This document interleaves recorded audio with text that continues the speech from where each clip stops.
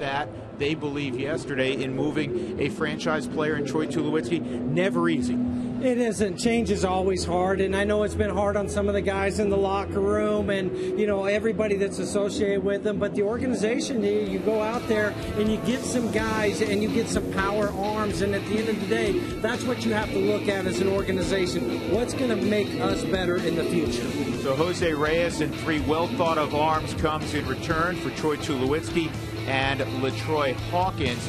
And earlier this afternoon, we sat down and talked to Troy about the move. Mixed emotions, I think. Sad, excited. It's kind of like getting drafted all over again, you know. That's probably a big league debut, you know. But I didn't sleep at all last night. I didn't sleep, you know, on the big league debut. So it's tough.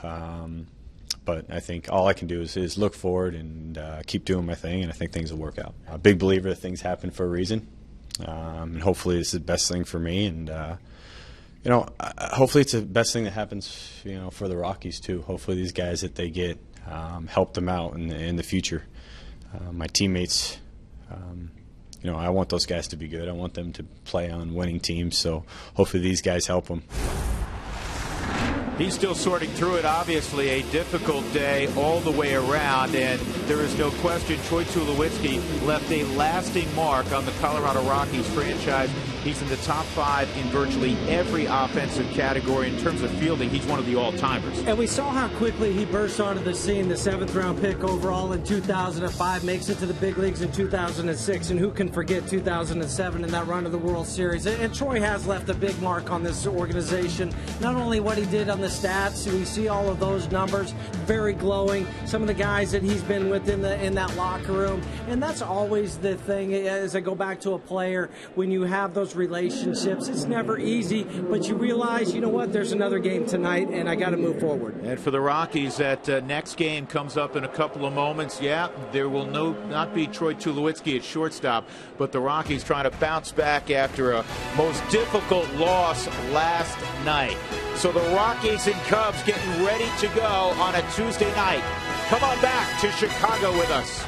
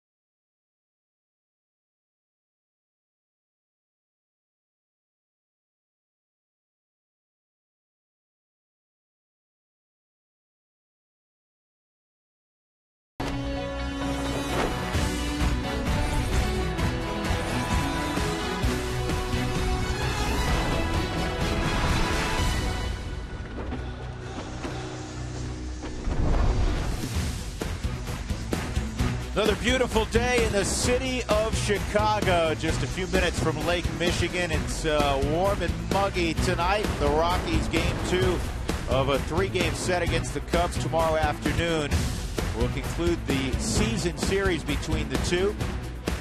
The Rockies lost perhaps in all of the events late last night. The trade of Troy Tulowitzki and LaTroy Hawkins. The Rockies suffered maybe their most gut-wrenching loss since losing to the Cubs at home when Dexter Fowler went deep. Rockies scored 4, if you missed it, in the top of the 9th, highlighted by a Cargo 2-run home run to give them the lead. And they fell with 2 outs in the bottom of the 9th inning on a walk-off home run by Chris Bryant against John Axford. So here we go. Dallas Beeler called up to make an emergency start. He's done that a few times this year. Has his first pitch over for a strike. He's a big right-hander out of Tulsa, Oklahoma.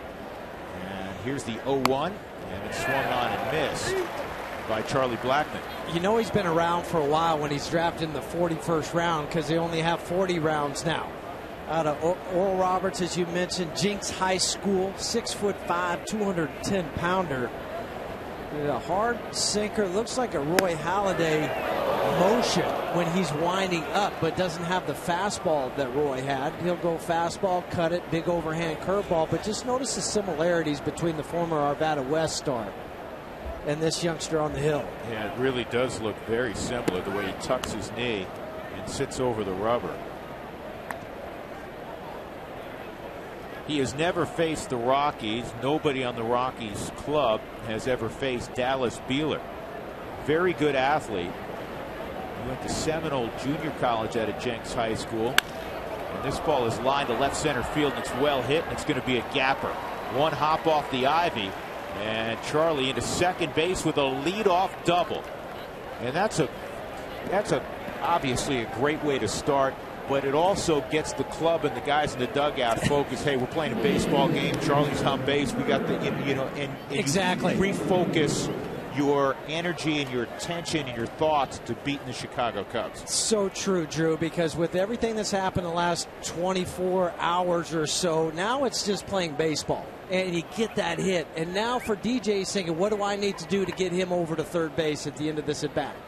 You know, do I drag a bunt or do I hit it to the right side? But now it's baseball. DJ with that 17-game hitting streak, career best. He had 3 hits last night against the Cubs. And he takes a strike. Said it many times, and you lived it for more than a decade. For an athlete, whether it be the court in basketball or the gridiron in football, or in this case the diamond in baseball, that's their sanctuary. In most situations, that's where an athlete feels most comfortable. This ball lined to right, get down, it will. DJ has come through again. 18-game hitting streak, back-to-back doubles, 1-0 Colorado. Could not have scripted it any better to begin this evening. No, you couldn't. And who but DJ goes as well to right field? Nobody. And Soler, I think one of these times he's going to realize he's got some power that way. I better back up a couple steps, but not so far. He hit one over his head last night. This one he hits to his right. Now, 18 straight games for DJ. And also 11 for 17 against his old ball club. That one makes you feel really good when you're standing out at second base. But to finish that thought, Drew, you're right. This is a sanctuary for the ball players. Here's Cargo. Dallas Beeler looked up and said, yeah, I've been reading about this guy lately. I was chatting with Cargo around the batting cage today. I said, which one did you get better? The one to left center or the one to right? He goes, you know what? He goes, I hit the one to left center almost as well as the other one. I just didn't know if it was going to go out against the wind. Well, here's his night, 4 for 5. And this is the one you're talking about. He's like, is he going to have enough? Just get up. And then the laser shot in the 9th inning. Because if that scoreboard wasn't there, I'd have taken it out on the street. He's right. 2-0. Way inside, 3-0. So Beeler read the press clippings. Home runs per at bat in the month of July. Mike Trout every 6.5 at bats. Cargo not far behind. He is hitting 405 in July. 3-0, and I'm sure he had the green light, but it was outside the strike zone. And he's going to see some of that, I think, over the next few days. 2 men on, nobody out, and here comes Nolan. Take a look at the Rockies lineup this evening, brought to you by Southwest Airlines. Book your low fare now at southwest.com. Corey Dickerson will bat after Arenado, then Paulson, Hundley, and Daniel Descalso will start at shortstop tonight. Jose Reyes was scheduled to arrive in town this evening and may or may not come to the ballpark. He will not be in uniform tonight, but Walt believes he'll be in the lineup tomorrow when the Rockies take on the Cubs in the season finale. Unfortunately, when we do our schedule, folks, we get this from time to time. The schedule is done, the television schedule done in the winter. We televise 150 of 162, and with that being a day game, it will not be televised. That's line down the left field line. Nolan Arenado, extra bases. Cargo to third. He gets a green light. And he will follow DJ to the plate, standing up 3-0 Colorado. 3 doubles in the inning. And Nolan with 2 more RBIs, 75 and 76. What a response here out of the gate by the Rockies. Couldn't have asked for any more from those guys.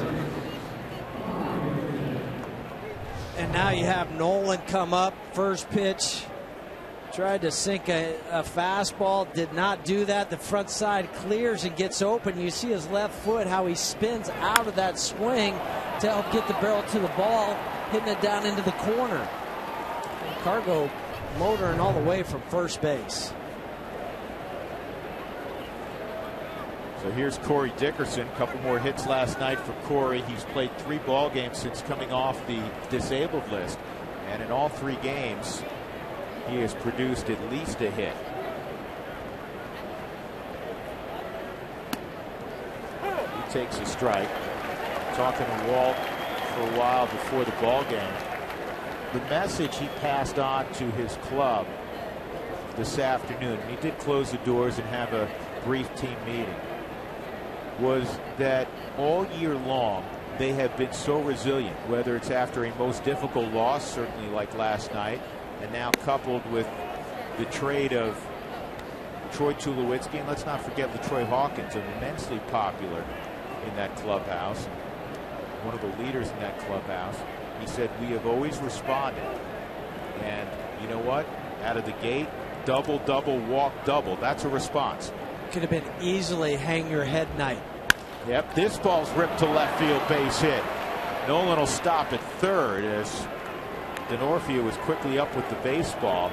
And this was an emergency start, if you will, for Dallas Beeler. And the same thing for the Rockies. They have Johan Flande going. You see that quite a bit this time of year where, because of injury, they're a man short in the rotation, the guy has to come up. Well, Dallas Beeler not only hasn't gotten anybody out, but every Rocky that's seen a pitch they could hit has barreled it. Well, his numbers in Iowa were not very good. He was 2-5 with a 6.02 ERA for the Iowa Cubs in 14 starts. He just pitched 2 innings in his last outing against Cincinnati before he had to come out of the game in the 3rd. Chris Bosio is done delivering a message. Here's the defense for the Cubs tonight. Chris Denorfia again in left. Dexter Fowler's in center. Jorge Soler's in right. Brian Castro, Russell, and Rizzo in the infield, and the same catcher as last night, the young and talented Kyle Schwarber. First and third for Ben Paulson. Ben at 292. Last night 1 for 4, singled and scored in the 4th inning. Last night such a strange affair, and I'm not talking about what happened with the trade after. The Rockies got off to a 4-0 lead. Jorge De La Rosa, 3 perfect innings, and then couldn't get out of the 4th. This is rolled fair, throw to second, safe at second.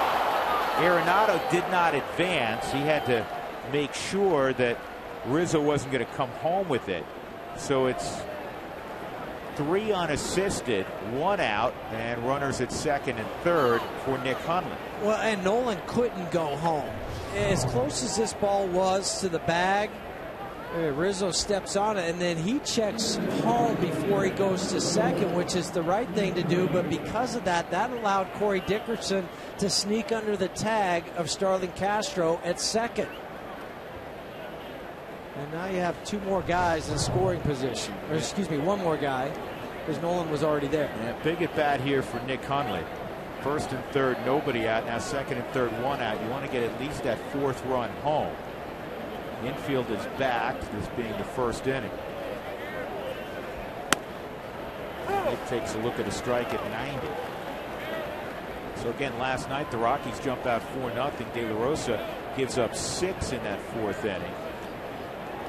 And it remains pretty much a 6-4 game. Then a tack-on run late for Chicago, 7-4 going to the 9th, and the Rockies score 4 and unfortunately couldn't close it out.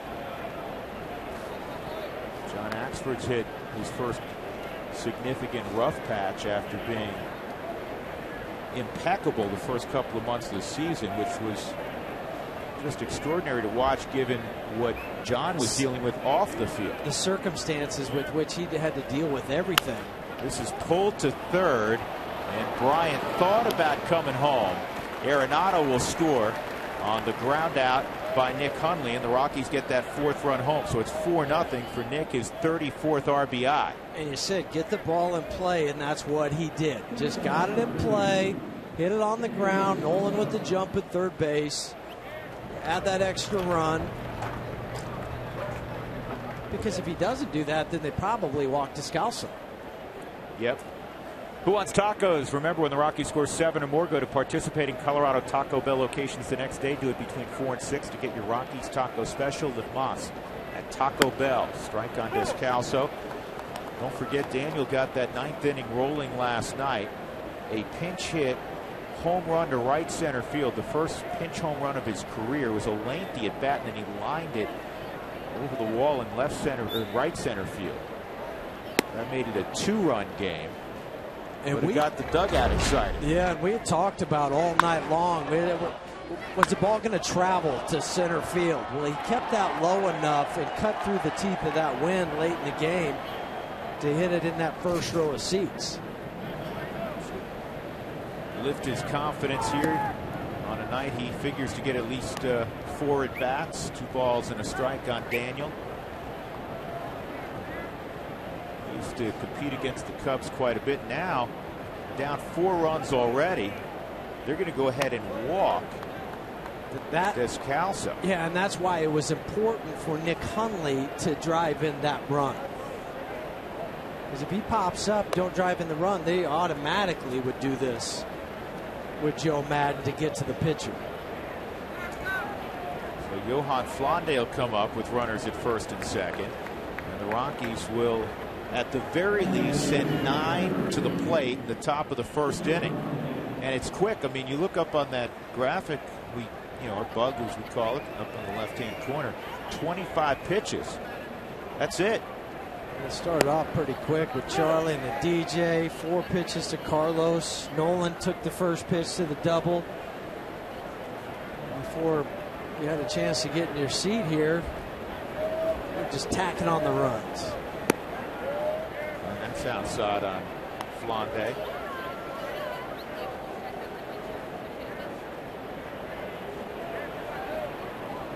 Johan does have a big league hit, if you're wondering, and 1 big league RBI. What he wants, more than those, is a big league win. W. Yeah, he's 0-7 in his brief big league career. 1-2. So he's gone. That'll end the inning. The Rockies produced 4 hits, 3 doubles, scored 4 runs. Cargo scored after walking. Marvelous start at Wrigley Field tonight for the Rockies.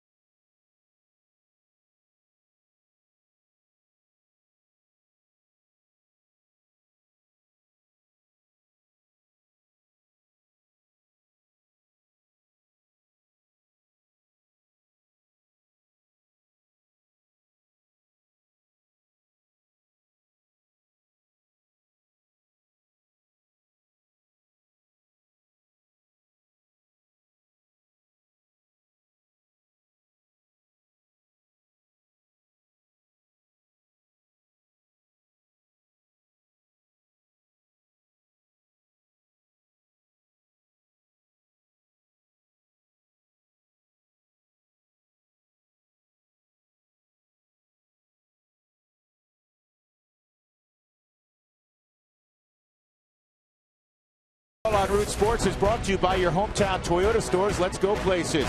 By the Courtyard by Marriott, Western elegance in the cultural heart of the city. And by Southwest Airlines. Book your low fare now at southwest.com. Great view of the Chicago River downtown. Chicago, we're north of there at Wrigley Field. Rockies with a 4 spot in the first. And the Cubs will begin things with Dexter Fowler against Johan Flande. And there's Flande completing his warm-up pitches with Jeff Hewson and Ryan Spilborghs, who will be along in a little bit. I'm Drew Goodman. Dex has been swinging the bat well. .333 over his last 11 ball games. Here's the Southwest batting order for Joe Madden. Behind Dexter again, it'll be Kyle Schwarber. He's batting .373 in his brief time in the big leagues. Chris Bryant, the hero from last night with his first career walk-off. Anthony Rizzo, Jorge Soler, Kristen Orpheus, Starlin Castro, Dallas Beeler will bat 8. And Addison Russell playing second base. The 21-year-old will bat 9. Now, Flande's very versatile. He can do this. He can start for you. He can work long relief. And when he's on, he can get through the lineup a couple of times. Well, in his last 4 appearances, he's thrown 9 2/3 innings, had 7 strikeouts, just 1 walk, giving up 7 hits. But it is that 3rd time through. But tonight, you're just hoping you can go out there, give me a good solid 5. Yeah, I think Walt would be very happy if he could throw 5 innings and depart with a lead. Johan hits the strike zone again at 92 miles an hour. Dexter hitting better from the right side of the plate, his natural side, than the left side this year. In fact, significantly so, but not this time. A 3-pitch strikeout. And Dexter's gone. Johan Flande with the punch out. Let's take a look at the Rockies defensively. Again, it'll be Corey Dickerson in left. Charlie's in center. Naturally, Cargo in right field. Nolan with Daniel Descalso next to him. DJ LeMahieu and Ben Paulson on the right side. Nick Hundley doing the catching. Michael McHenry caught the first ball game of the series last night. So Daniel Descalso, at least for tonight, will take over at shortstop. And for tomorrow, it'll be the many-time All-Star Jose Reyes at short. Do you know, we were doing some background stuff on Jose, and we'll talk more about that in the coming days when Reyes is in a Rockies uniform. But you forget, he's 32 now. What an accomplished career he's had, and the fact that he got to the big leagues at 19 along with David Wright. They were the future for the New York Mets. You and I were talking about that last night, and Jose Reyes, and kind of comparing Reyes and Wright. Would you rather have them at the time, or Jeter and A-Rod with the Yankees? I mean, that was a big comparison there. But Jose Reyes, being 32, 33, his numbers are pretty impressive in his 13th big league season. Here's the 3-0 on Rizzo. That's in there. I'll tell you something else, and fans are really going to like Reyes because he's got a big personality, and he's going to really click with Cargo, because Cargo has that big, fun-loving personality. There's a walk to Rizzo, and that's Reyes. He's a great teammate, and he's still got plenty of game. Jose's hitting .285, 16 stolen bases. A little bit more on Reyes. Out of the Dominican Republic, career .291 hitter. He won a batting championship a few years ago playing for the New York Mets. He had .337, closing in on 500 stolen bases. Second among active players in triples.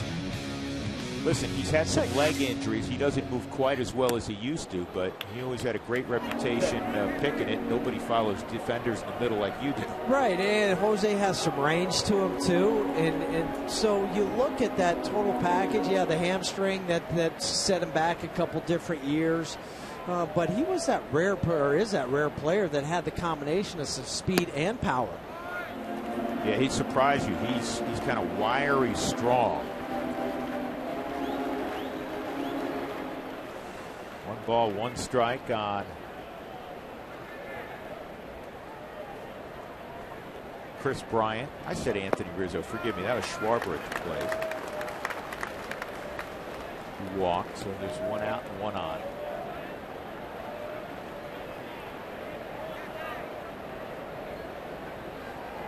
Kind of a late night for us also. Yes. There's Rizzo. 2-1 down low, and here comes Nick Hundley.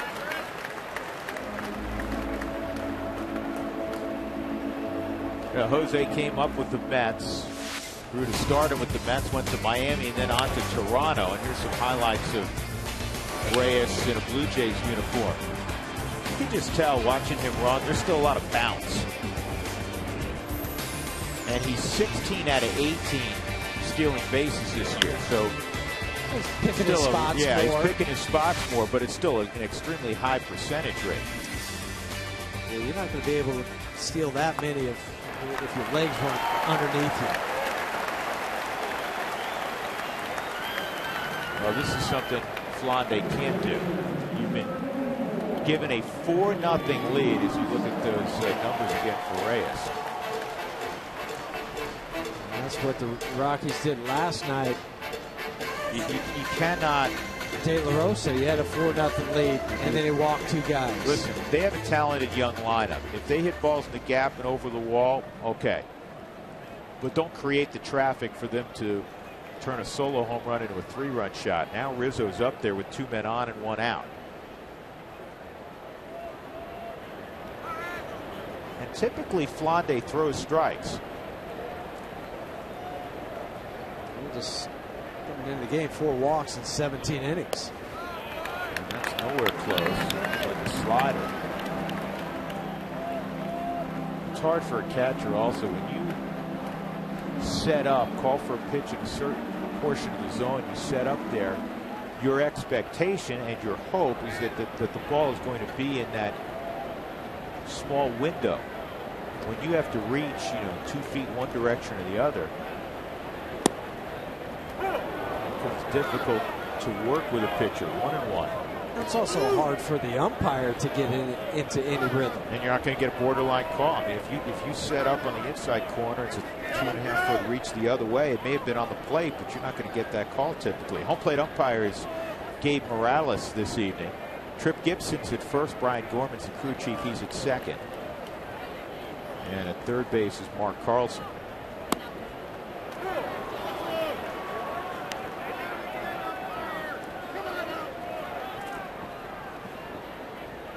Ball and 2 strikes on Rizzo.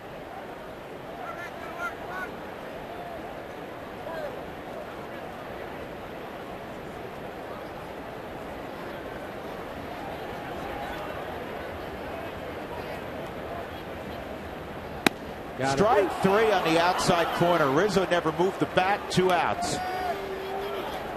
He had to have been guessing slider, because everything was away in that at bat. Might have been an inch or 2 off the plate. Rizzo just looks at it. Didn't even try to protect. That tells me he was thinking slider from the time he stepped into the box. Jorge Soler at the plate. Schwarber at second, Chris Bryant at first. And that's a strike on Soler.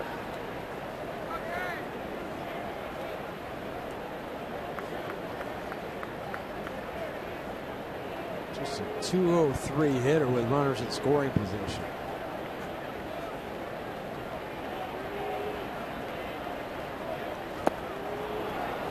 Oh, and 2.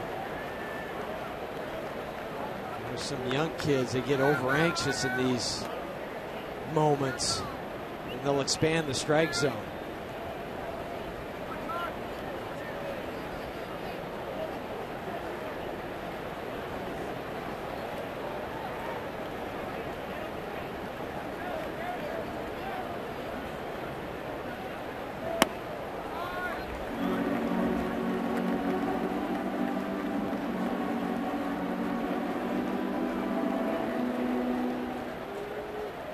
Two outs, Rockies up 4-0. A ball and 2 strikes on Soler.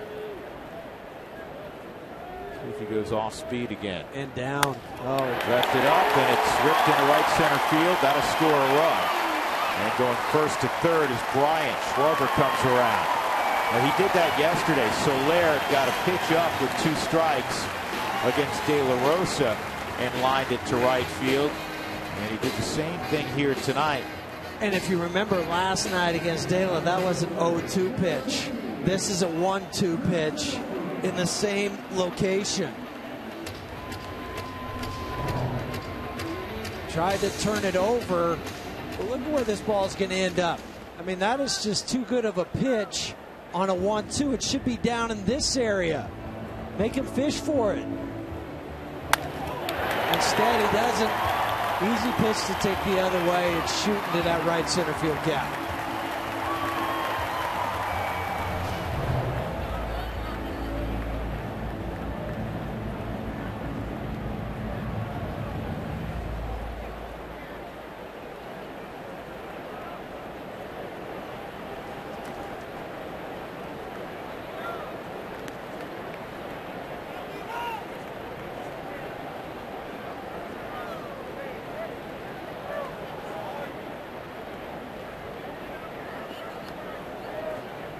Now you're dealing with a veteran professional hitter in Chris Denorfia. 296 average for Chris. Started the year on the disabled list with a hamstring injury. And he takes a strike. And Chris had 2 hits last night, drove in a run. It's his 10th multi-hit game.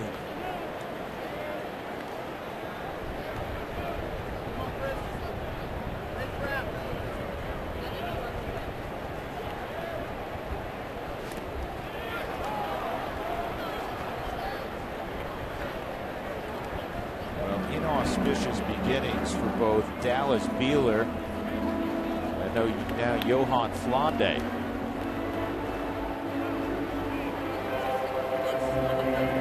So much so that Travis Wood is already throwing in the Cubs bullpen. Well, the Rockies made some moves today in addition to the obvious one. This ball rolled to short. Descalso's got it, and that'll end the inning. We'll tell you about those moves when we come back. 4-1 Colorado after an inning.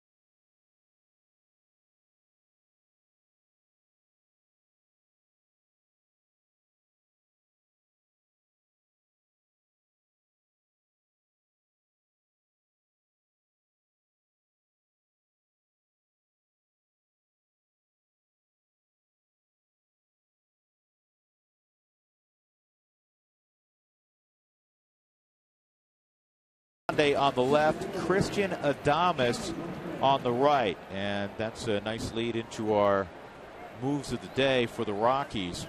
Willeen Rosario was optioned to Albuquerque. The Rockies taking 2 players off their roster, sending them, as we know, to Toronto, Troy and LaTroy. So Justin Miller, a right-handed reliever, is up again. Christian Adames is up. He was up late last year. And the Rockies selected the contract of Aaron Laffey, who was briefly with the Rockies earlier this year, also he would be the long haul guy tonight. With the bullpen short last night because of what happened and Jorge De La Rosa coming out of the game so soon. Rafael Betancourt's worked 3 straight days. LaTroy's not there, so you need some extra guys, some extra arms down there to give Walt the option later into this game. Starlin Castro catches the pop-up, and Charlie is retired. 1 out, and that'll bring up LeMahieu.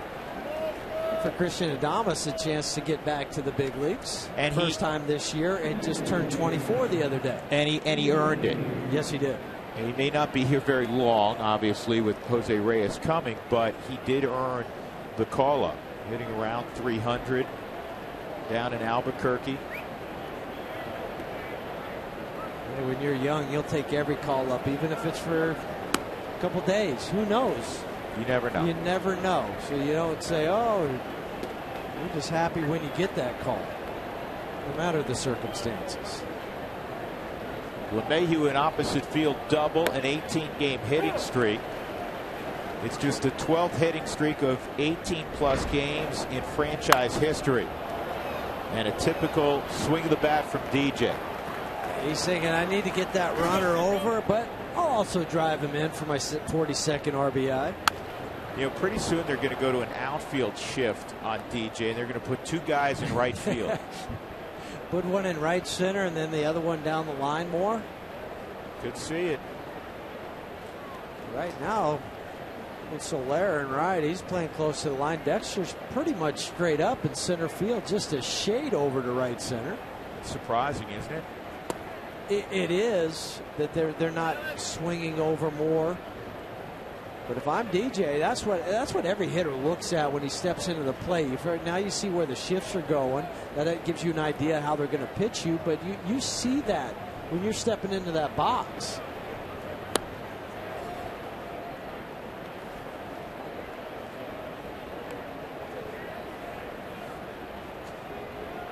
Three and 2 on DJ with Cargo on deck. Again, the Rockies got 4 in the first frame. Blackman a double, DJ a double, Cargo walk, double by Nolan. And that's ball 4. So once again, DJ is on. Last night, he was on 4 times, a walk and 3 hits. That's going to be it. Joe Maddon's coming out. Yeah, he hit the hook. Yep, he does not want Cargo facing Dallas Beeler. There were a lot of people that were surprised last night that Joe elected to pitch to Cargo in the 9th inning with the right-hander and left-hander warming up in Russell. So the versatile Travis Wood is going to come in. It is a short night for Dallas Beeler.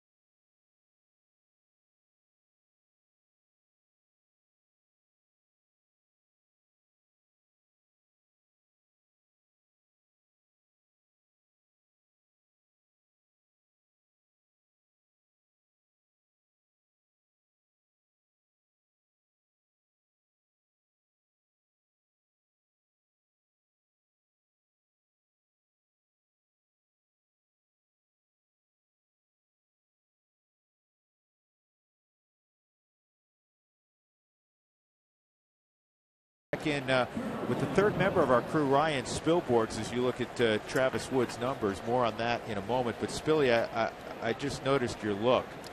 Yeah, my look is I have my wonderful sweats or the slacks pulled up because it's really hot. And you know what? Today was an emotional day. I felt like I could use a little breathing space, so I'm going to sit here, watch the game, and reminisce on our friend and watch a good baseball game. And that pitch is outside, ball 1. So Cargo, who walked on 4 pitches, still has not seen a strike tonight. Not surprisingly, as hot as he is.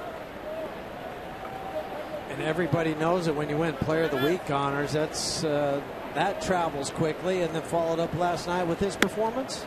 That's a strike. 10 RBIs the last 2 days. Hey, Spilly, you got a monitor there? Yeah, I can see you guys. Eat your heart out. You need some help? Oh, Yeah, my God. I like a little cool. Oh, thank you. Why would you? Oh, thank you. I cannot look at the monitor anymore. I'm not looking. I'm not. This is not fair. Drew's had it on himself for this whole first inning. Well, this ball's on the ground to second. And that's going to turn it. Whoa! Dropped by Starlin Castro. That was a surefire double play. And he had a bad throw last night on a surefire double play. I mean, that's not going to go down as an error. But to have a bobble, I mean, these are plays that have to be made. You'll take it on the other side. Now you take advantage of those miscues. Again, you get a 3-hopper to the second baseman. He gives you a good feed. And then he just drops it. Well, I mean, there's no other way to describe that. That's as easy a double play as you will get. It should be a double play. Nolan with a quality swing. Nolan a double to left to drive in 2 runs. 76 ribbies for Arenado now. I was in Joe Maddon's presser today, and he was talking about Starlin Castro, about how they felt encouraged about his at-bats last night. But what they said was encouraging was watching him run to first. They said he ran hard, and you could hear a little sarcasm in Joe Maddon's voice. In that play, obviously, that should be made. And you can see I watched Joe Maddon look straight down right after that and shake his head. Sometimes there's times when you're struggling, and Starlin Castro has been hitting about 100 in this month of July, where you carry that onto the field. That's what I saw right there. And sometimes, for being a young guy, that can go down as unprofessional. 15 errors in 133 games last year for Castro. This year, 17 errors in just 95 games. Second lowest fielding percentage in the National League. And it's not going to go down. That should have been an error. I mean, it can't be. But because you can't assume the double play. But if Nolan hits one in the gap here and you give up a run, Starlin Castro is not going to feel real good. Well, Huey, you and I both know when you're carrying your bats onto the field, your focus isn't there. Exactly. You're not playing both sides of the baseball. And one of the things that I loved about Tulo now that he's gone, it was the fact that he, just like Nolan, just like DJ, taught these guys to pay attention and play both sides of the baseball, regardless of what you do at the plate. You have to separate the two, and that's one thing you learn as a professional. That'll be a pass ball on Schwarber. Hit the eject button in his glove. They're calling that a wild pitch, Dougie? They can't. Come on now. Well, it's a wild pitch. Well, I'll go ahead and leave it in as a pass ball. They might review that. Schwarber will tell you, yeah, it was a couple feet outside, but he's got to catch that. Oh, they just changed it. Did they change it Yeah, already? they just changed it already. Good, I had already written PB. Me too. Yeah. I remember one of my favorite things was one of the catchers I played with, and Renee Latchman, obviously Colorado Springs hitting coach. Ball hits the guy. It's a fastball right down the middle. Hits his glove and pops out.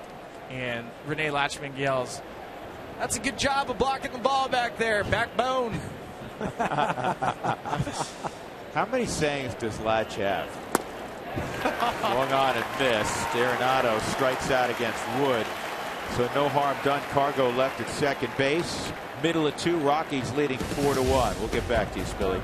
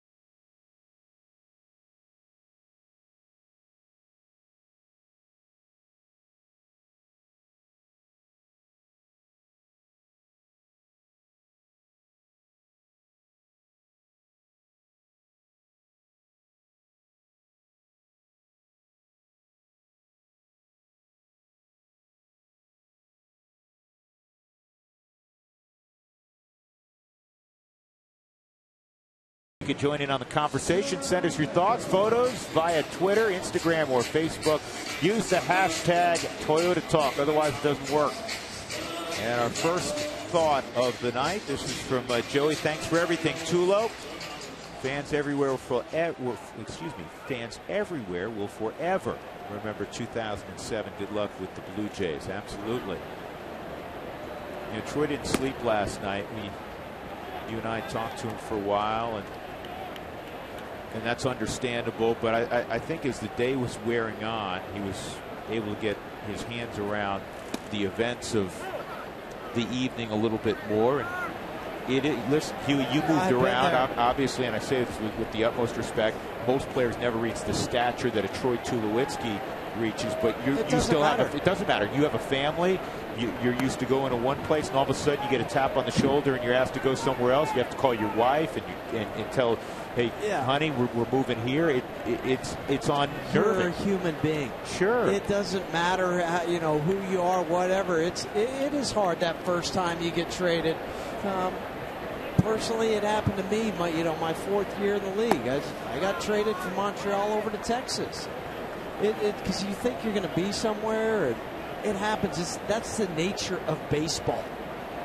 Well, the guy that handled it great, because he's been there so many times before, Walt was saying, is LaTroy. And LaTroy actually had gotten on the first bus back to the hotel last night. Nolan retreats, fires a strike to get Starlin Castro one out. And he heard Walt went and talked to him at that point. Yeah, he had a smile on his face. He loves his teammates, but he's been down this road before. The first thing he had to do after the conversation was call his grandmother, because remember, he grew up in Gary, Indiana, not far from here. He was going to go see Grandma and Mom and so forth. He had to say, you know what, I can't do it because I got to get on a plane first thing tomorrow morning. I happened to run into him this morning in the lobby of the hotel. And he had a smile on his face. This is his 21st season. Really, nothing's going to surprise LaTroy, 11th team he's going to play for. He just said, hey, you know what? Part of the gig. I signed up for it. I know what's going on. Yep. He will be heard from many times in the future. He's going to be able to do anything he wants in the game of baseball. Front office, manage, broadcast. Wonderful guy. And that looked like a swing from Travis Wood. You think he could be a bat boy? I think he can bypass that, Billy. I think he can move beyond that. You, on the other hand, my friend. You know what? Out of all the guys that I've been around, and it's a constant. I mean, LaTroy Hawkins, professional to the T. I was talking to Rafael Bencourt today, and I was like, "Did you learn anything from LaTroy?" He goes, "Man, not to take one day for granted." And what a cool thing to hear. I mean, you constantly forget at times when you're in the major leagues, and when you've been in the major leagues for a while. I think Rafi gets it after going through Tommy John, but LaTroy never went through a Tommy John. It really has a rubber arm, and respected the game so much that he enjoyed it and enjoyed every single day, that I think that was what made him so special. Yeah, and Walt said as much after he was asked about LaTroy today, and he went on for a while, and he said he is one of the all-time great pros he's ever been around. I can't say enough. To pass the knowledge on to the younger players that he had gotten from the Kirby Pucketts, the Paul Molliters of Minnesota when he came up there.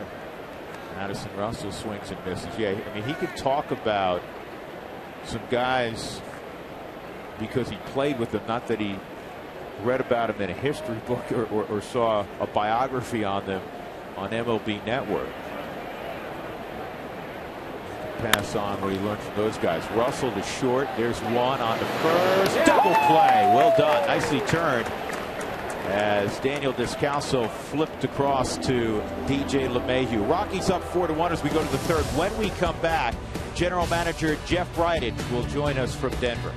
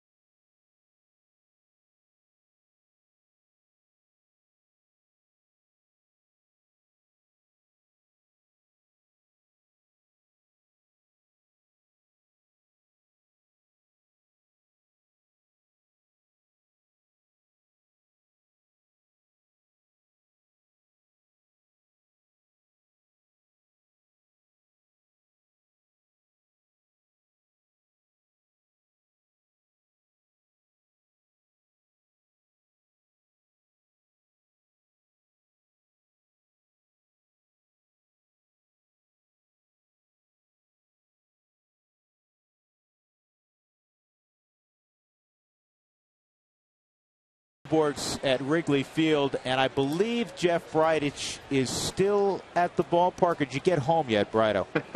No, I'm sitting here in the office watching the game. Did you sleep in the office like a football coach last night? I really didn't sleep all that much anyway, so it didn't really matter where I was. All right, let me ask you this. When you got ready to pull the trigger on this deal that sent Troy Tulowitzki, a franchise player, and LaTroy Hawkins to Toronto, are you allowed to pause for a moment and gather your thoughts before you say yes and you execute it? Take people through how it actually goes down when it's imminent.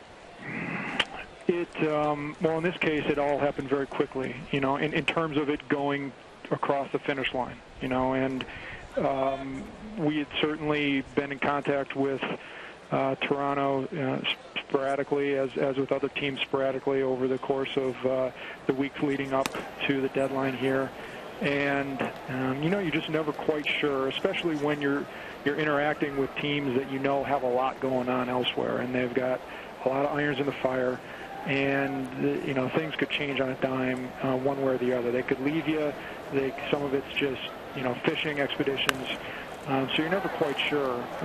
In this case, even with Walt, I talked to Walt before the game yesterday, about an hour before the game. I said, you know what, Walt, I don't think anything's going on today. I don't see anything happening.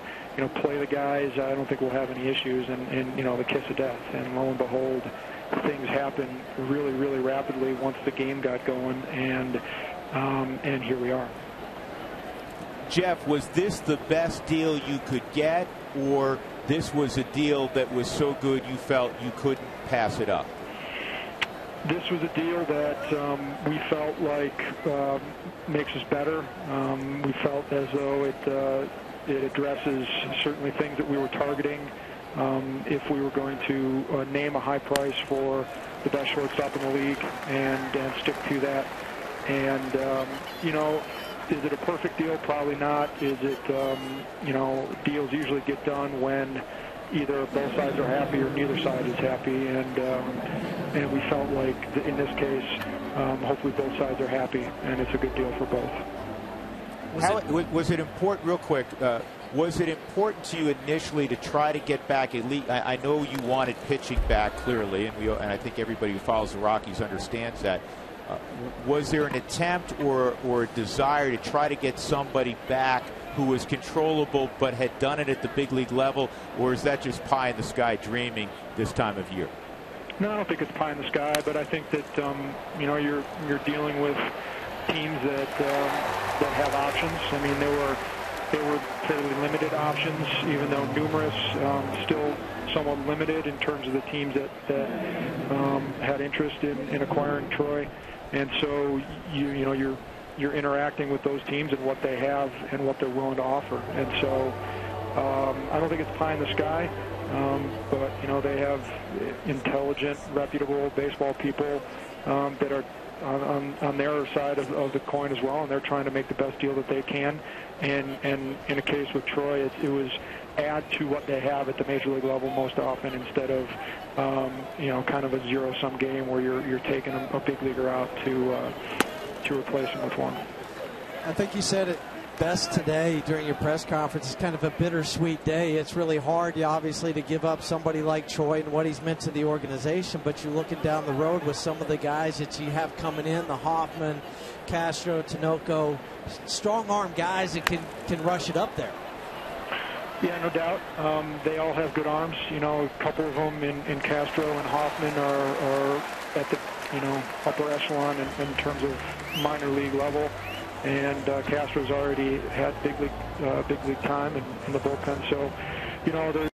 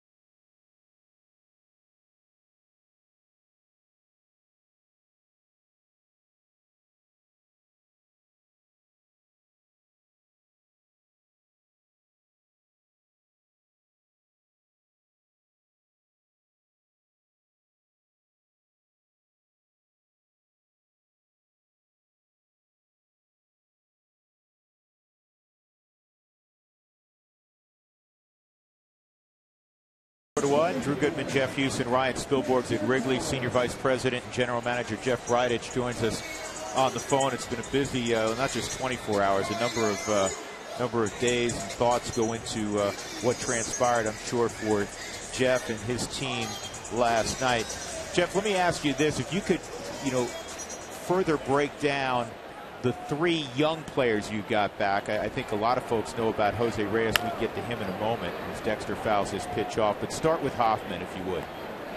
Hoffman is, drafted last year, 1 pick behind Kyle Freeland for us, and was a kid that was pitching very well and was pretty highly regarded in terms of being in the discussion for one of the top picks in the country last year, and then had the elbow issue that cropped up and needed Tommy John surgery during his college season. So that I said in the press conference, it dropped his stock way down to number 9. That should tell you the type of talent that he has, and they rehabbed him, and he's healthy and pitching to the AA level already, and that's where he's going to go for us. He'll go to New Britain and continue to pitch, and hopefully continue to just get back to being a pitcher and a healthy pitcher.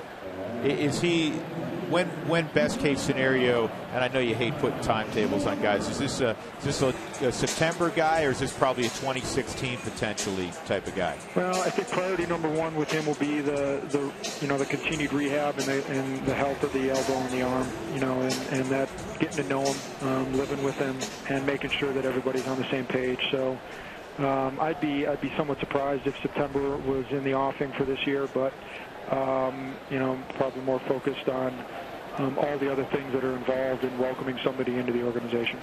And a guy like Miguel Castro, who has 13 games in the big leagues with Toronto this year, but is only 20 years old. He's a pin guy, but do you see him staying there or possibly moving to the rotation down the road? Yeah, we told him when we talked to him that it made sense that he would stay in the bullpen for the remainder of this season.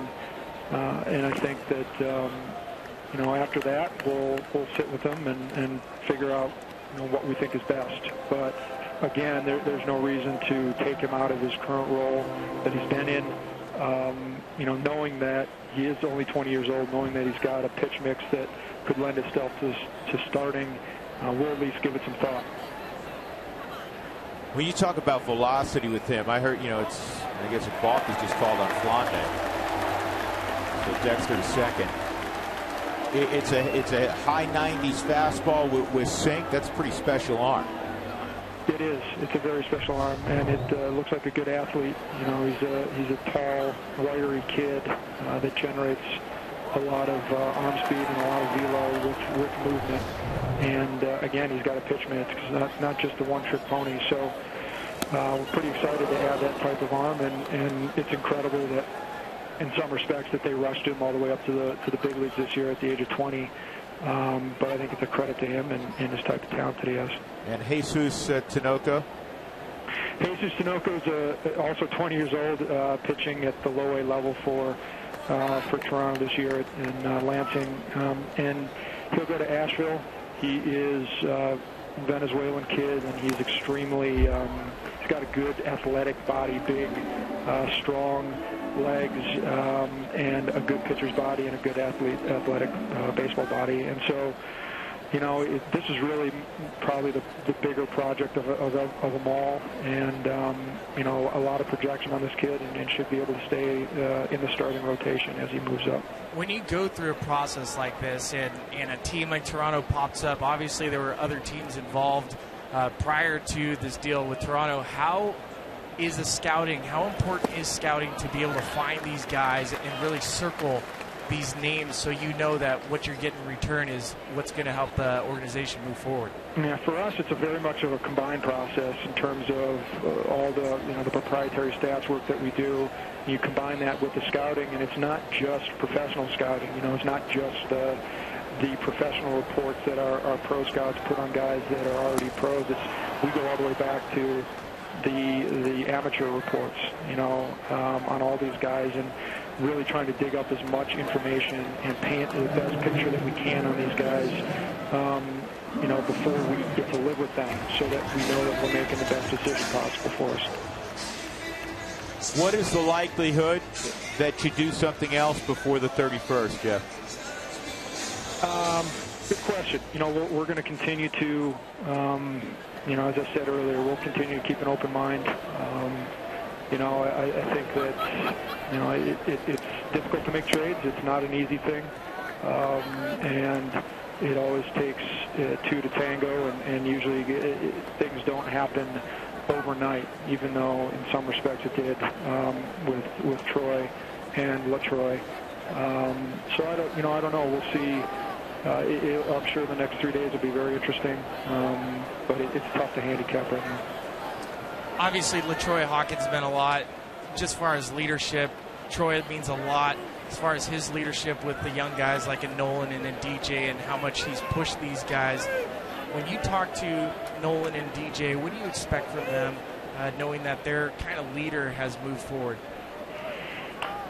Well, you're right. I mean, both of those guys, I think, wore big hats in the clubhouse, and in different respects. Some, LaTroy in the bullpen,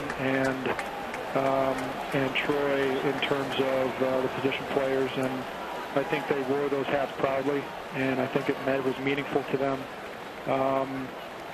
My opinion is that, look, leadership is a team thing. It's not an individual thing. And I think it's unrealistic to place all of that onus on just one person, or even just one or two or a few. I think that, I think Troy's presence will be missed. It already is. I know that based on the conversations I had, but I think it provides an opportunity for others to come together and step up in a clubhouse and determine where we go next in this big league clubhouse and how we're going to get it done. Anthony Rizzo at the plate, runner at third, and Dexter Fowler and 2 outs. We showed a moment ago Carlos Gonzalez, and there were so many rumors surrounding, if you will, the Rockies' big two, Troy Tulowitzki and Carlos Gonzalez. Going forward long term, because you made the statement today during the press conference, you don't like the word rebuilding. You feel like this club doesn't have to be all that far away. Can Cargo be a part of that future still, or do you feel like to acquire more pitching and more young talent, and I'm not just pointing at Cargo, you need to make another significant trade potentially?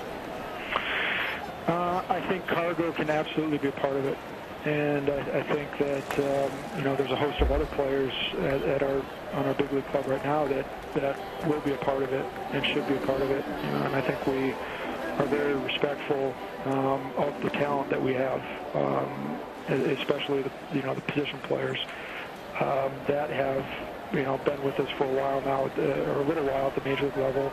Most of them have come up through our system and in one way or another, and we've developed in the minor leagues, or they've developed incredibly well at the major league level, especially in the case of a guy like DJ LeMahieu. So I think the future with those guys is bright, and I don't necessarily think that we are beholden to having to trade those guys in order to add pitching. With a guy like Jose Reyes, are you looking to keep him long term, or is it somebody you might think about moving? And what have the reports been on him? I know what his numbers look like, but tell us a little about Jose Reyes. Yeah, a lot of, probably the guy that's least discussed so far in this trade is the in terms of what we're getting, the bona fide big leaguer who's got a lot of pedigree and has done a lot of good things at the big league level for many years. We're certainly excited to have him, and I think he provides an energetic presence in the clubhouse. I think certainly a very different type of shortstop and type of offensive player than Troy. So probably trying to compare them is a little unfair, because especially with Troy being the size and the uniqueness of his offensive profile at that position. But he's, from everything that we've heard and understand, he's an incredible teammate with a lot of energy and a big smile. And hopefully we'll inject some of that energy into our clubhouse right now that rightfully so is stunned and hurting a little bit. This will get the Rockies off the field. Ground ball to first. Hey, Jeff, we really appreciate the time. We know how busy you've been, and we look forward to chatting with you when we get back to town. Thanks, man. Thanks for having me. All right, that's Jeff Bryden, Senior Vice President, General Manager of the Rockies, and Colorado out in front as we go to the fourth, 4-1.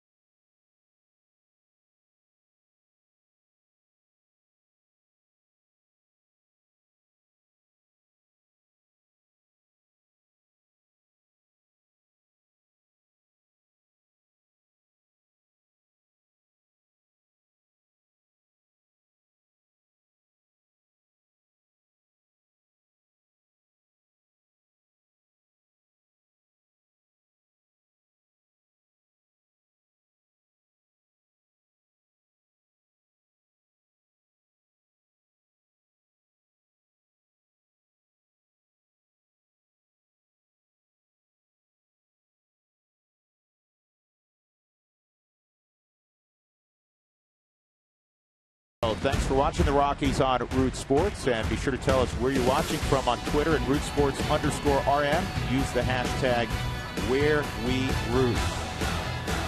Burlington on the left, just a little smaller than Chicago, Illinois on the right. Look how calm Lake Michigan is on this Tuesday evening. Spill, you feel like jumping in there right about now? Yeah.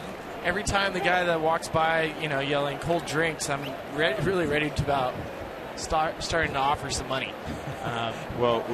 These people are having a really good time behind me. I am somewhat having a really good time. With your pants, pant legs still pulled up. Everyone else is here in shorts and tank tops. I'm in a polo and suit bottoms. I mean, come on. We've been up since 2 a.m. I mean, just about. I need a hug. That'll make you even warmer. This is back up the middle, and Wood corrals it and now throws out Daniel Descalso. Pretty athletic move from Travis Wood. Well, Travis Wood's a good athlete. We know Travis Wood's one of the best hitting pitchers in baseball. Leaps high, thinks he has it, knocks it down. Falls around to see what it's doing, and then finally picks it up, throws it first.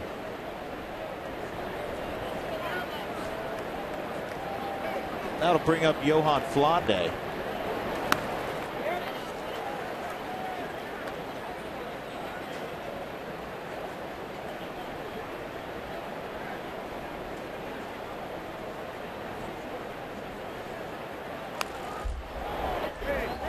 I've noticed Travis Wood's leather on his glove is hanging pretty long tonight. Don't start that, Spilly. I might go talk to Trip Gibson at first base and make a comment. Are you allowed to walk out there as a former player that is in close proximity to the field? Can you call timeout and say, we need that checked? I'm pretty sure I can call timeout and ask for that, but the security guards around here should have me floored before I get 2 steps on the field. Spilly, I want to tell that story because it's a little-known story. It goes back to your days in Santa Barbara. You made that special trip to Dodger Stadium, and not knowing whether or not you'd actually one day get to the big leagues, you ran on the field during that rain delay and spent a night in the tank. What did you learn from that? You know what? I actually did do that prank in Minnesota.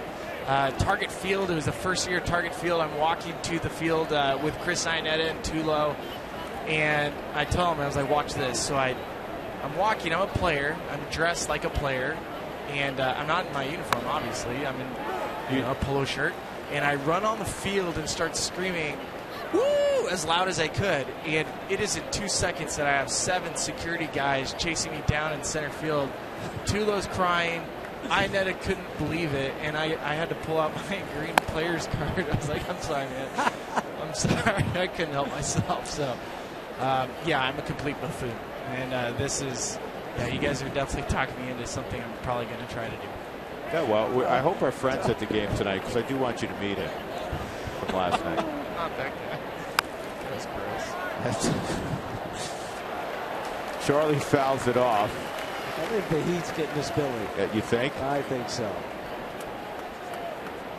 It's just not a good combination, Huey. Spilly in general, and then the heat. And the heat and the lack of sleep. Yeah, well, I forgot about the third thing.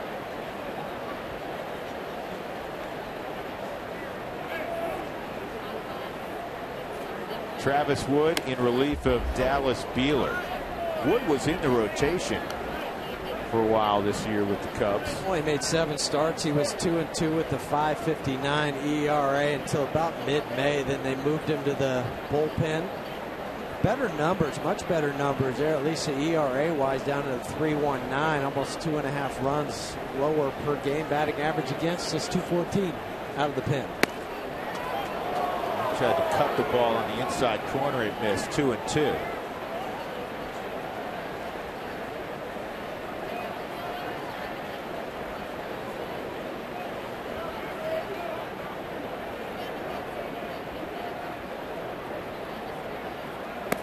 That's inside.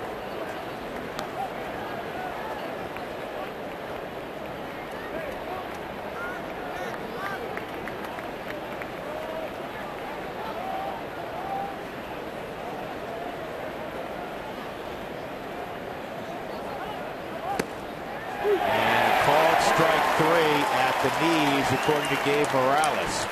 And that's 7, check it, 8 in a row retired by Travis Wood since he came on for Dallas Beeler. The good news is the Rockies have a 3-run lead.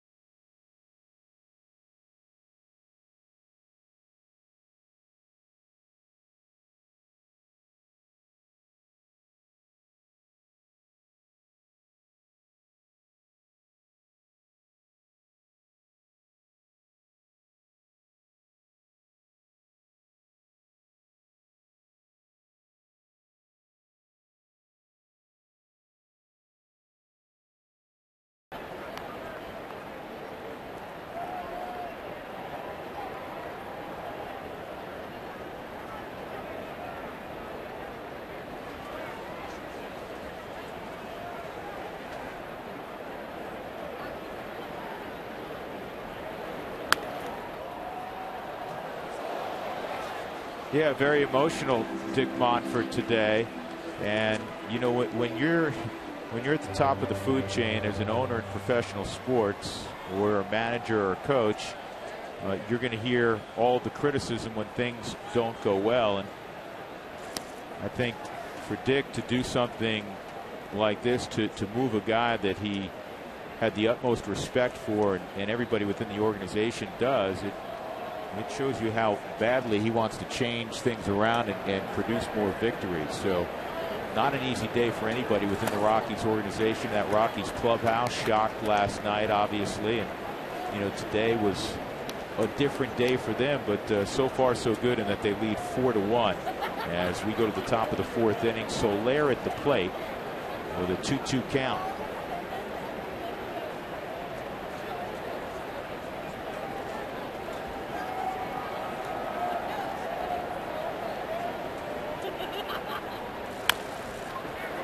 Slowly hit, go foul, and it does. Wow. Nolan had the guts of a burglar to let that one go, but he kind of figured, hey, listen, if I pick it up, there's no way I'm getting Soler. And give Daniel Descalso a great deal of credit, because he ensured that if it did hit the bag or was a fair ball, it would just be a single. It's almost like an Olay.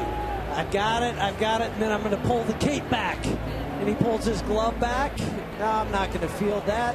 Out of the way. And they get a little sigh of relief. He's a wizard. He did a little geometry, Huey, right as the ball was coming. Said, nope, that's going to go foul. 2-2 on Soler. And that is a fair ball. A leadoff double for Jorge Soler. He's 2 for 2. Well, we went inside the Rockies clubhouse this afternoon and talked to several veterans with the Rockies and asked them about their thoughts and emotions less than 24 hours after Troy Tulowitzki and LaTroy Hawkins were moved. It's a big shock, you know, very surprised by it. You know, it is what it is. You know, the rumor was happening for a couple years now, so I guess sooner or later, I guess we all had a feeling something was going to happen, and it did, and we got to move forward and just keep going. You know, he's a guy that's helped me probably more than anybody in my career. You know, challenged me, worked with me. You know, sends texts at night when I'm struggling. Just that guy that's just has made me a lot better player. Spent 7 years with the guy. You know, he's one of the greatest players in the game. I learned a lot from him, and he learns a lot. You know, we learn from each other. We feed from each other. So, you know, it's always tough to see him go. But, you know, at the end of the day, this is a business, and that's the way it goes. You know, it was very interesting, Jeff and Spilly, listening to those responses. I think Cargo perhaps, you know, showed his maturity of being in the game for a while and having been traded twice. And he's very close with Troy. Nolan is still a young player, still very emotional that a guy he is very close to, and as he stated, his mentor in many ways, gets moved on. And DJ also in measured tones talked about what Tulo meant. And it cannot be, fellas, overstated the things that Troy did that nobody would see. And I'm not just talking about stuff in the clubhouse. And you were teammates with Troy, Spilly. You're talking about a guy in the off-season that held his teammates accountable. Well, we were talking to Brandon Barnes before the game around the batting cage, and he was saying how, sure, we hear about Nolan. We hear about DJ. We know that Tulo worked with DJ's swing this offseason, and part of the reason why DJ is an all-star this year is because he's got more backspin. He's hitting the ball harder. Tulo challenged him. DJ said he always knew he was good. Tulo challenged him to be great. Nolan, we've known how Tulo pushes Nolan. But when you hear about a guy like Brandon Barnes, a guy that came up, he's a 4th, 5th outfielder, and having him work with him, sending videos, this is how you can fix your swing. This is how you can be more efficient. I think that says a lot more about a player than the stats that go on the box score. If the guy hits 270 with 15 home runs, but he brings that much out of certain players, I think that is important. And obviously it's going to be missed, but what's more important, and I think these guys understand it, is that he taught them at the right time that now I almost feel like you can let these guys go. Like Tulo, it's fine now. They get it. And it took him a couple of years, but they got it. And I know he's proud of that. He told me that today. He said, you know what, I'm proud of those guys because I know how much better they've become, and I know how much better they can get. And it couldn't be put any better than that because you're no longer teammates, but you're still going to be friends down the road and somebody you can lean on. But now it's up to these guys to say, okay, he taught me. I've learned some stuff. I'm getting older, more mature. I'll do that, and I'll help pass it on to the next generation. Absolutely right. You know, what's funny is at the end of the day, we had a picture of Tulo's New Jersey in Toronto, and the guys looked at it and they all smiled at each other and like, those colors look pretty sweet. You know, like that's a nice jersey. It's going to look good on him, and that's the friendship. That's the thing. We're like, you know what? I miss him, but I'm still going to root for the guy. And that's the difference. And you're right. I mean, when you have a group of friends, no matter where they are, we've talked about this numerous times, how baseball is a fraternity. Jerseys change all the time, but that friendship is always going to be there. Big strikeout of Starlin Castro. He stuck that fastball in the inside corner, and Yohan Flande has 2 outs with a runner at third base. And Soler and Travis Wood. He's no picnic at the plate. Man, don't fall asleep on him. He's pinch hit before numerous times for Joe Madden. He's with the Cincinnati Reds. Pinch hit there. Yeah, this is a legit bat. And he hits it hard, but right at DJ LeMahieu. So that ends the inning. Soler, who led off with a double, stranded at third. Nice job by Yohan Flande. Safely through the fourth. Rockies up 4-1. LeMahieu will lead it off.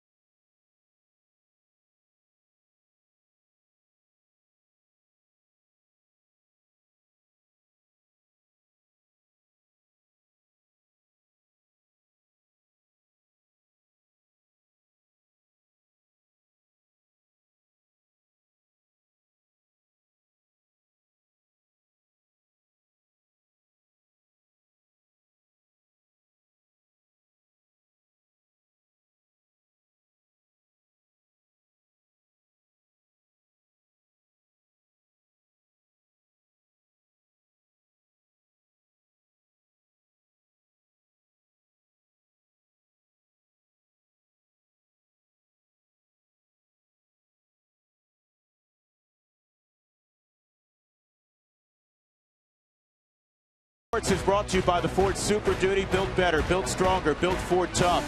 By Southwest Airlines. Book your low fare now at southwest.com. And by CenturyLink, your link to what's next. We go to the 5th inning. The Rockies got 4 in the first inning. They lead the Cubs at Wrigley 4-1. Drew Goodman, Jeff Houston, Ryan Spilborghs, Jeff Bridich, the Senior Vice President and General Manager, joined us about an inning ago. He was very candid with where the Rockies are after making that move last night. Excited about the prospects they're bringing back, and also the veteran Jose Reyes. For the Rockies in the 5th, DJ LeMahieu will lead things off, then Cargo and Nolan Arenado. And fellas, when Reyes arrives, and he's probably in town right now, as you see Tulowitzki's jersey hanging in his new locker at Rogers Center. Troy will not play tonight. He's scheduled to arrive right about now, actually, in Toronto. But Reyes will be in the lineup in all likelihood tomorrow. And Walt's already been thinking about, Huey, you know, where do you hit him? You have a great leadoff man, obviously, in Charlie Blackmon. Jose's been a guy for most of his career that has hit a top lineups. And you've got a guy that's hitting second in the lineup like a DJ LeMahieu, who's like just tearing the cover off the ball. This will be his second double, maybe more. He's turning on the gas, headed for 3. He'll get there easily.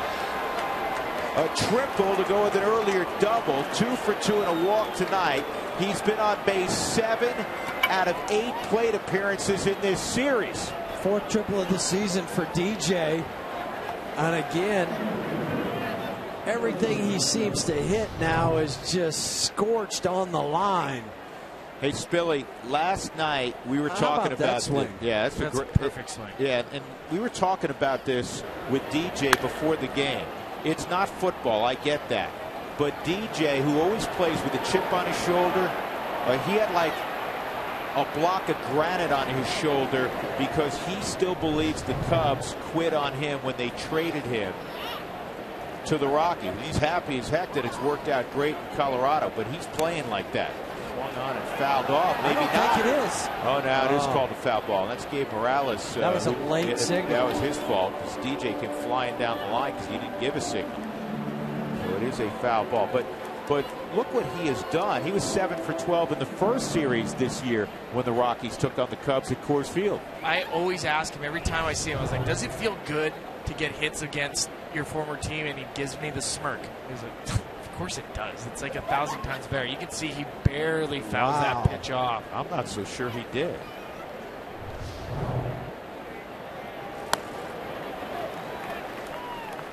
Now Cargo will have to go in battle mode, a 2-strike count. Cargo a walk and hit into a fielder's choice. Last year DJ struggled against the Cubs, maybe going too hard. He went 2 for 28. This year he's 12 for 18. He's letting the game come to him instead of pressing.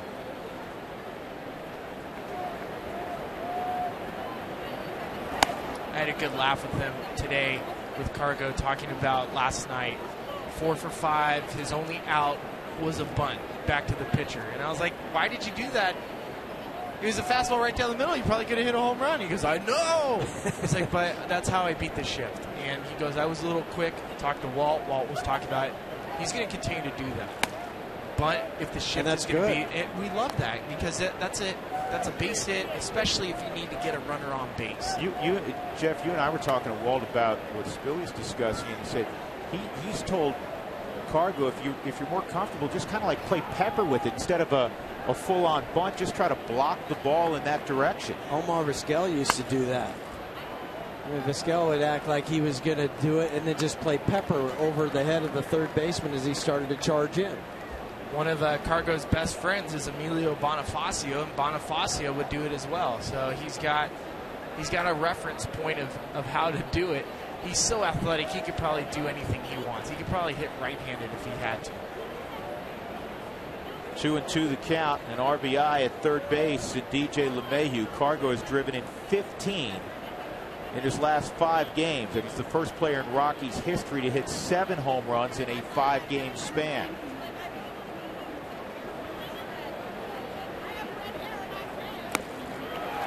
And a foul tip held, so a strikeout. 1 out. That'll bring up Arenado. With every challenge call, the Subaru Eyesight Review will determine the outcome. Love, it's what makes a Subaru a Subaru. Arenado, a 2-run double in the first and a strikeout in the second against Wood. Travis Wood, again coming on for Dallas Buehler, who got only 4 outs. Wood now with 5 strikeouts. And they're going to put on Arenado and go left on left with Dickerson, set up a double play possibility as well.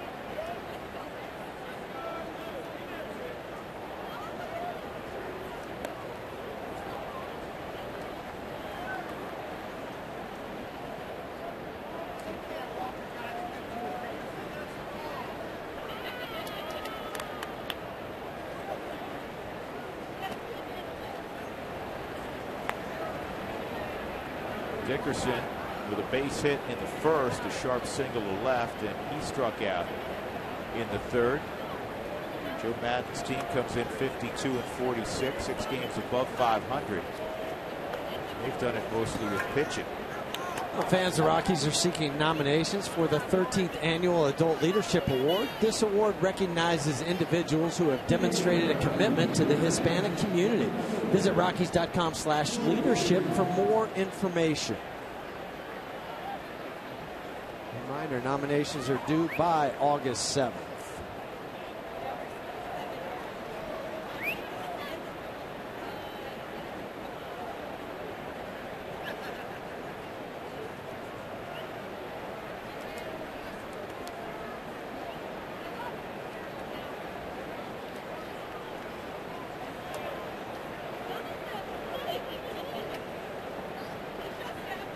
Last night I was joking with Corey Dickerson because he had so many different leg kicks. He had a high leg kick, a short leg kick. He went very spread out. He even got really low on one at bat to try to get under a baseball.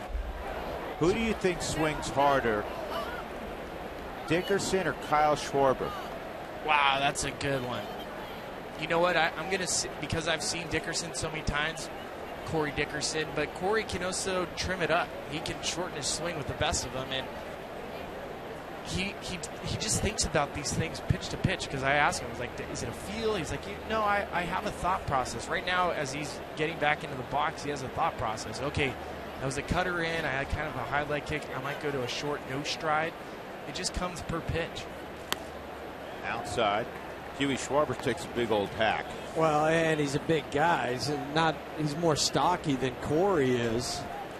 But they both have, they can generate some bat speed now. Don't fool yourself.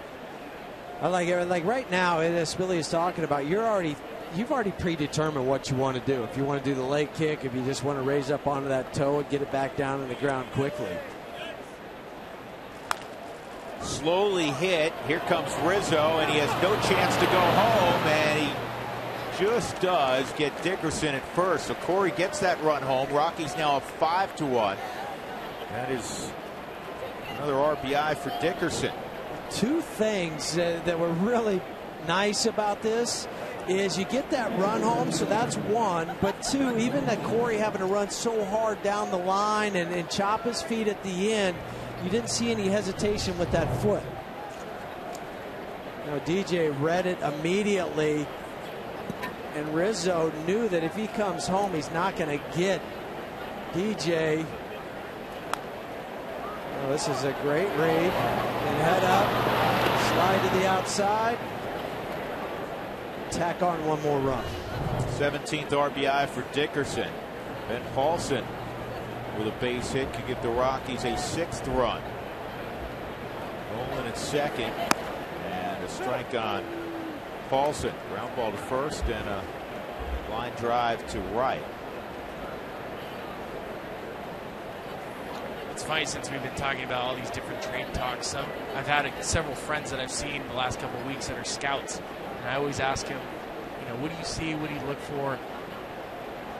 And the final thing, a lot of times that when the GMs talk to each other, they'll say, you know, I really like this guy, this guy, this guy. And then when they come back and they ask their scouts, what do you think? The best sign that the guy's great is somebody will respond and say, that's a championship type player.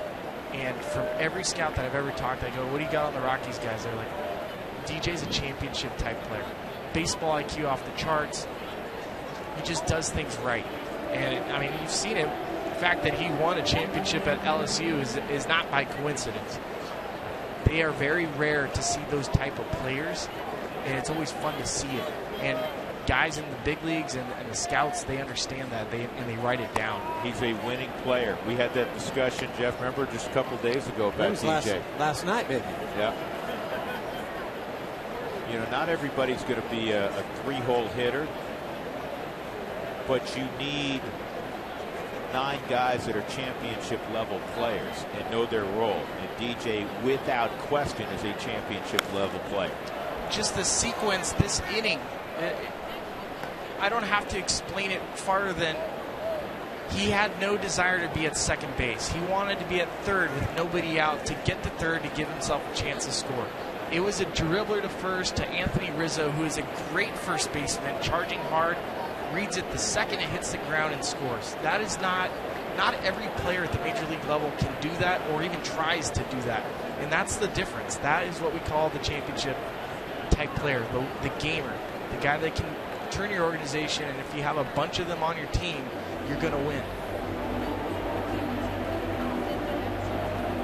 Wood calls out Schwarber. A 1-2 count on Ben Paulson.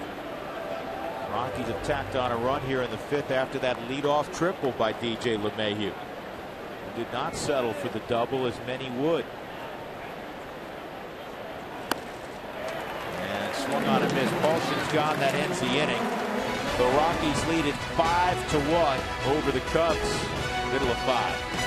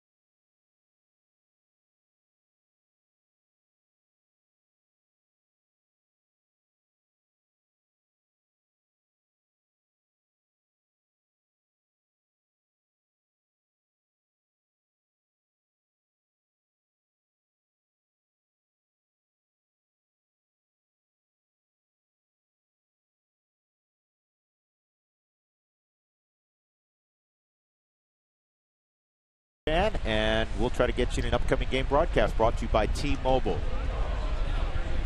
Addison Russell's going to lead off against Johan Flande in the 5th inning. The Rockies in Chicago leading the Cubs 5-1. Young Addison Russell was telling me today, as a freshman in high school, he ran for some ungodly amount of yards as a football player. And he received a letter at the end of his freshman year, a recruiting letter from the University of Wisconsin. The only problem is Addison was very much enthralled with playing baseball, and even though he thinks he had a chance to play in football, he decided to forego football after that. It's pretty good when after your freshman year as a running back, you're already getting recruited by a major college. He's the next Ron Dane. Yeah, next Ron Dane. Great Dane. Bad Wisconsin accent. I was trying to figure that out. I lived in Madison, Wisconsin for an entire summer. I played for this team called the Madison Mallards in the Northwoods League. Northwoods League, and by proxy, I became a Badger fan. I played against Walt Weiss in Madison when he was with the Madison Muskies. A-ball in the Midwest League. I enjoyed the Midwest League. Yeah, that was a fun league. That was in Burlington, Iowa, though. That's wasn't the best. It's played by Daniel Descalso. Had to come and get that. He throws out Addison Russell. Well, Mickey Mouse brings the magic of Disney to the ballpark on Sunday, August 16th. When you purchase a Mickey ticket package, you'll receive a Mickey Collector's Edition New Era Rockies baseball cap. I don't want to jinx Johan Flande. If he gets through this 5th inning, he'll, without any damage, his Dexter's up there. Yeah, I understand. I What's know. he doing? He believes in jinxes, and we can't. broadcast. We can't believe in jinx. No, we can't. But Johan has yet to win a baseball game at the big league level. Well, see, now I'm not going to say anything. Never mind. Now I'm believing in it. Dexter with a double.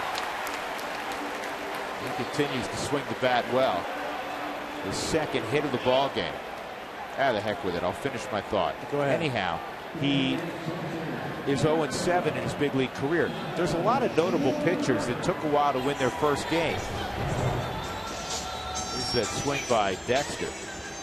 Kind of in a nice place as Dexter for his 15th double this season. We'll go ahead and finish about the guys. Well, Jason Hamill, the former Rocky and current member of the Chicago Cubs, has had a very nice career. He didn't win his first big league game until his 17th start. Max Scherzer, have you heard of him? Yes, it's Washington. Yeah, he makes a lot of money. He didn't win a game his first 13 starts. Aurora Central's Danny Jackson took him 13 starts. Sam McDowell, Sam McDowell, 13 starts.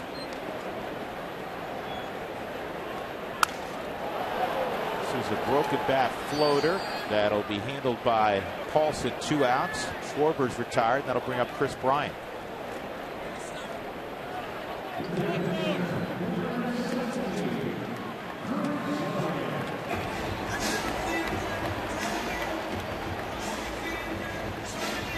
Bryant's the hero last night. Yeah, wasn't he? Took advantage of the mistake thrown by John Axford. That was the Cubs' 10th walk-off win this year. They lead the major leagues. They had 11 was the most they've had, and that was in '96. I'll give you a former Cub this guy reminds me of a little bit.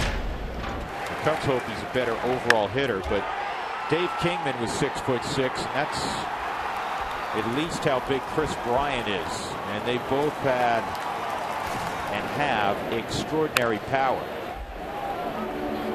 Joe Madden was asked during his presser again about Chris Bryant hitting the wall, hitting that rookie wall because of obviously the month of July he's been struggling. And Joe said yes, he hit that wall and he hit it hard. But I believe that guys get second wins, and he was hoping that last night was the start of his second win. I'm hoping it's not. And Flande beat him with that fastball. And it's a 1-2 count. Now, Johan at 84 pitches, this is a guess, probably is going to be asked to turn it over to the bullpen, provided he can get out of this inning. And maybe Nick Hundley's going out. They're getting on the same page. We'll let it all air out right now, Jeff. And I think that's what Steve Foster told him a moment ago, too. So just think about getting these last 2 outs. Don't think about next inning, the inning after that. Focus here, take that deep breath, and finish this off. Empty the tank. And boy, has he ever, for a guy that has been asked to do numerous roles out of the bullpen, whether it be a long guy, but now this spot start to go out and say, give me 85 to 90 pitches. Get me through 5 innings. I love that tweet there. This should have been a note from Dougie. He went back to the 19th century. Ad Gumpert, the next youngest guy to hit a walk-off home run for the Cubs. 1889. Almost to the day, by the way. July 25th. Bryant rolls one toward DJ. He's got a hustle, and he'll get him by half a step. Nicely done by LeMahieu. You say that about 3 times tonight. And Johan Flande navigates the 5th inning. We'll go to the 6th. The Rockies ahead 5-1.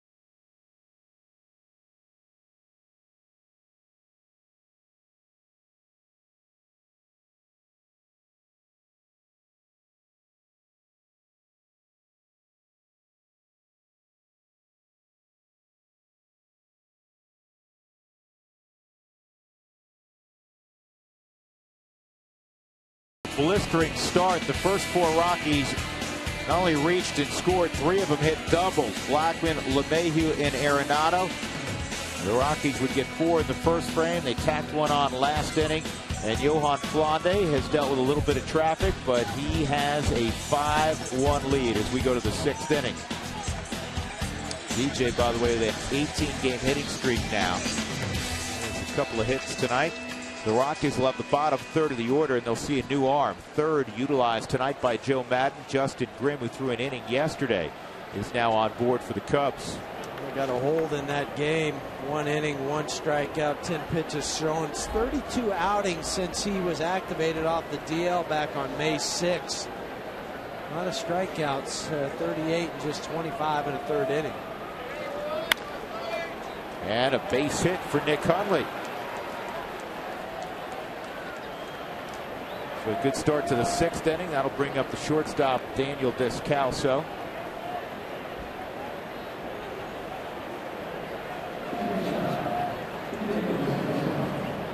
Nick jumping on the first pitch.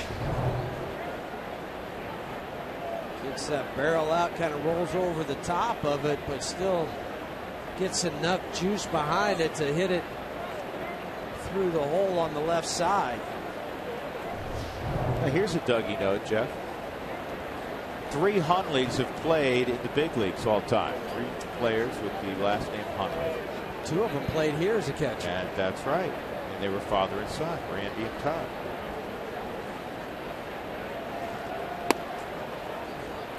You happy now, Dougie? Really happy. Put a smile on his face. Put a smile on my face, too. I'm smiling dude. Spilly, is it hot still down there? Yes, it is. Thanks I for think reminding me. I think it's getting hotter up here. Yeah, right. Yeah, I'm just sitting here, just waving myself with all these papers. Enjoying the game. The hot game. Actually, in all seriousness, do you guys remember, I mean, Hugh, you played here. Those dugouts have to be oppressive. Saunas is what they are. It's like you're sitting in maybe a dryer. Because there's... That's why, I mean, that's the big fan, and that's why everybody gravitates toward that section of the dugout. Just to get some sort of air moving. Well, and the worst part about the dugout here is there's not a comfortable seat. There's no place to sit that's comfortable. I used to sit right by the ball bag as you walk down the stairs, but then that's where the players would put their hats and their gloves. Right about where those hats are. I would try to sit there, and then I'd always get booted out of the way. Torrealba would always try to find a spot on top of a Gatorade cooler, but then guys would come and have to get drinks, so they would kick him out of the way. There's that pass ball. McCulley will get on second.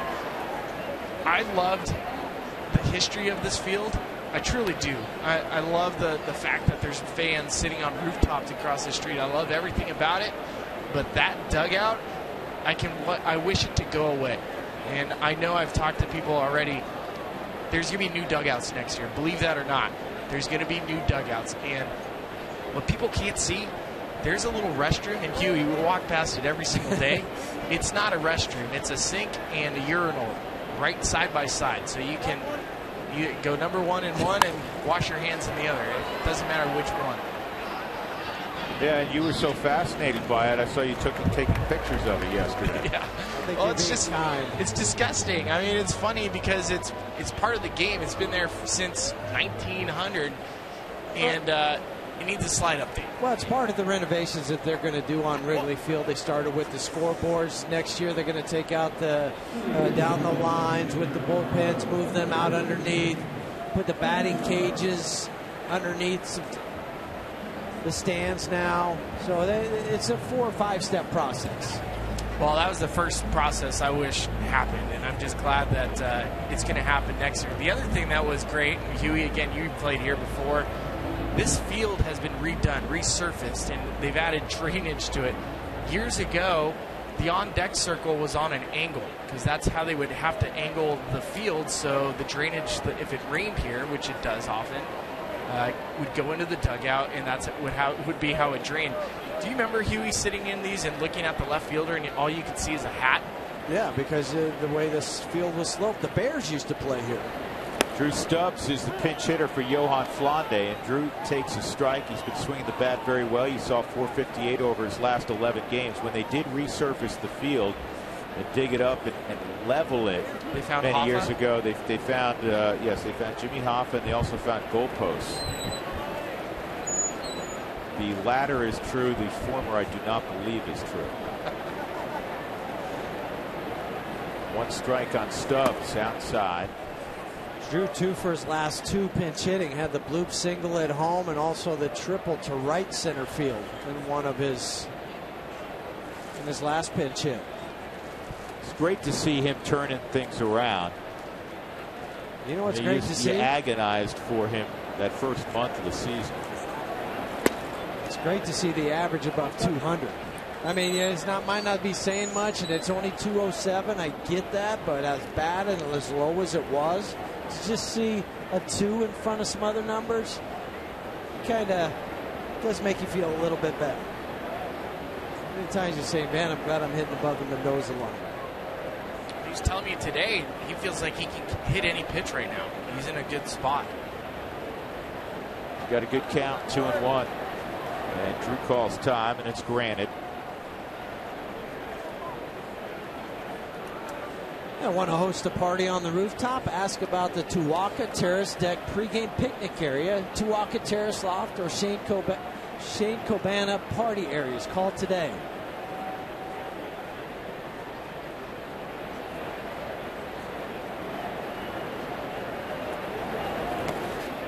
Two and two. Nick Hundley at second with 1 out. We're in the top of the 6th inning.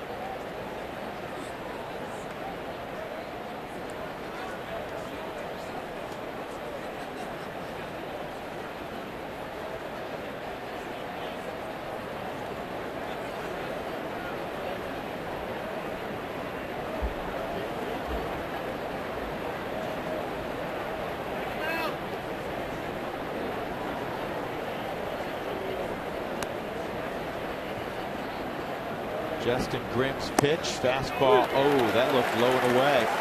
Called strike 3 on Stubbs. And Drew has to walk off. They're 2 gone. That'll bring up Blackman. Set up away. Might have caught the outside black at the knees. Schwarber received it well and held it for the umpire. Charlie led the ball game off with a double. 1 for 3 tonight. Trying to drive in Nick Hundley.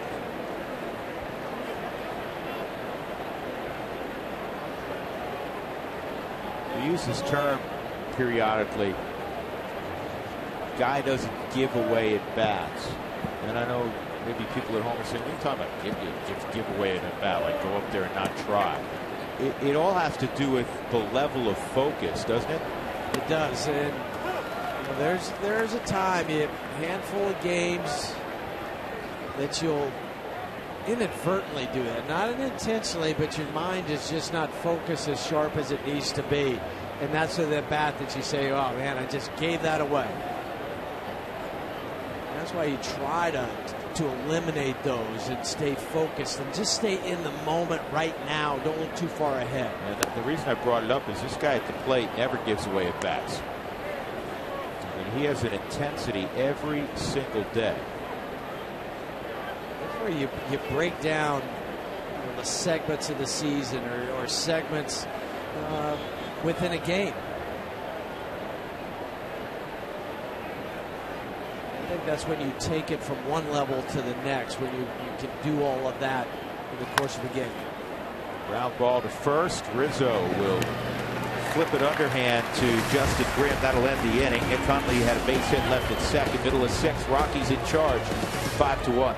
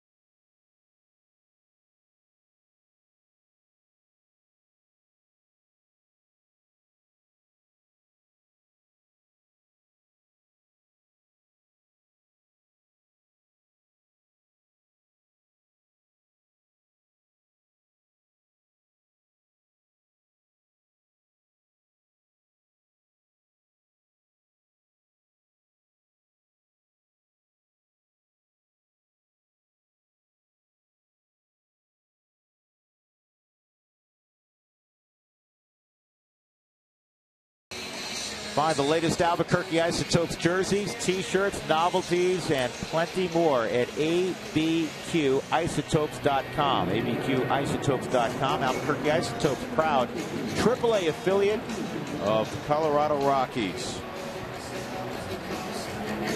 Gonzalez Germain will take over in the 6th inning for Johan Flande. Flande on the plus side, went 5 innings, allowed 1 run on 4 hits. We talk about DJ LeMahieu wanting to do damage against his former club. Well, the same could be applied for Germain. The Rockies claimed him off of waivers from the Cubs. Getting an opportunity here to show him the fastball and the changeup. 0-1 on Anthony Rizzo, a strikeout and a ground ball to first against Flande. Flande 5 innings, a run on 4 hits, 3 walks, and 4 strikeouts. In line for his first major league victory. Fastball at 94 is out of the zone. 1 ball, 1 strike.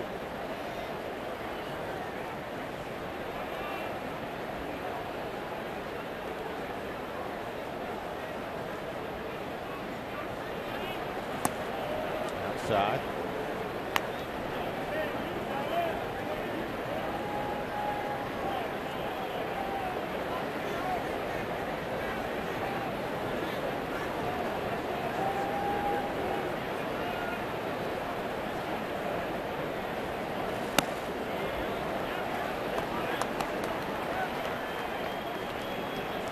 Rizzo, a patient hitter. 282 batting average, 16 home runs, leads the club. It's Ribby's 2nd. He's got 51. Chris Bryant, the rookie, leads with 59. With a century mark in hits last night with 100 on the nose. Wow. Don't want to do that.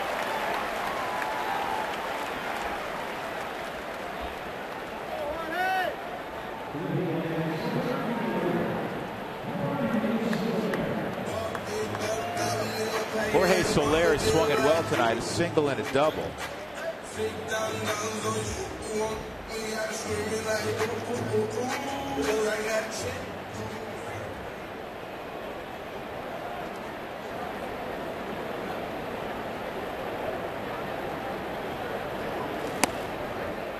Well, that's close. Called the ball though. Kind of spraying the fastball all over the place. We said it in the 1st inning with Johan. Doesn't buy you that pitch from the umpire.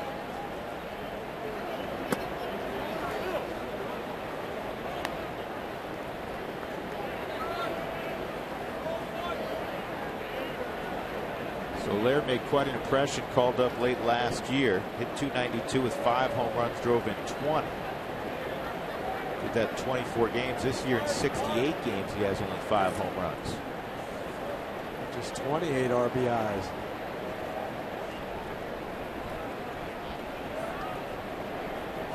It's the league making adjustments to you and how they pitch you. When somebody comes up, they usually say, okay, can he handle the fastball? And then can he handle the fastball away? How about in? Those are the first couple things you check, and then you start thinking, well, the curveballs or the sliders and the changeups, how does he do that? Well, 20 games, it's hard to get all that information in. It's not until the next year when they start feeding you more of those pitches. See if the Rockies can turn 2 here. Nope. Good job by Rizzo getting into Descalso. So 1 out.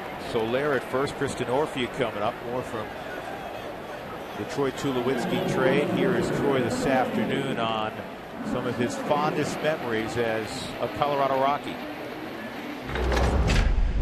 A lot of good memories. I think obviously that 07 team that you were on, the 09 team that made the playoffs, Tulo chant, the fans, the relationships, teammates, some great teammates along the way. I owe a lot to those guys, Todd Helton's, Matt Holliday's, yourself. I can go on and on with guys that I've had some memories with, but it's a tough day. And that conversation was with Ryan Spilborghs, obviously, he's referencing Spilly as a teammate. You remain very close with Troy, and as I said earlier, I think as the day wore on, and certainly as time goes by, he'll be able to handle it and intellectualize what took place a little easier than perhaps he did initially. No doubt, and he even said that this morning. It was like, I know probably a day or two, maybe even months from now, years from now, I'll realize that it wasn't as big of a blow to me as I felt like it is. The Rockies can turn this one over. Descalso himself on the move. Nicely done. Ben Paulson stayed on the bag, and Denorfia bounces into a 6-3. Good job by Descalso. Rockies bouncing back tonight as we go to the 7th. They're up 5-1 on the Cubs.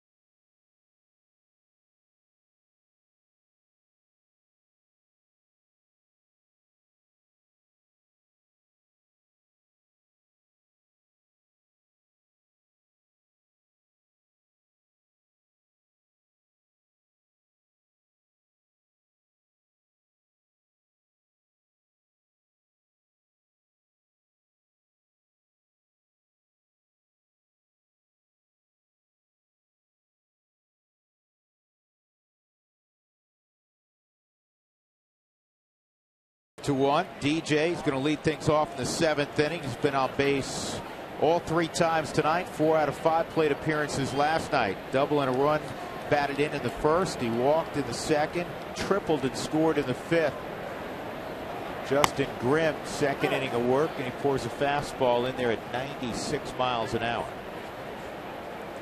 Spilly, you were telling a story before we I was rudely interrupted by that double play. That awful double play at the end of the inning, which was great. No, what Tulo told me today, which was, you know what, a couple years from now, I'll get over it. I'll realize it wasn't that big of a deal. But what bothers me and what will bother me is the fact that his son Taz probably won't remember that he was a Colorado Rocky.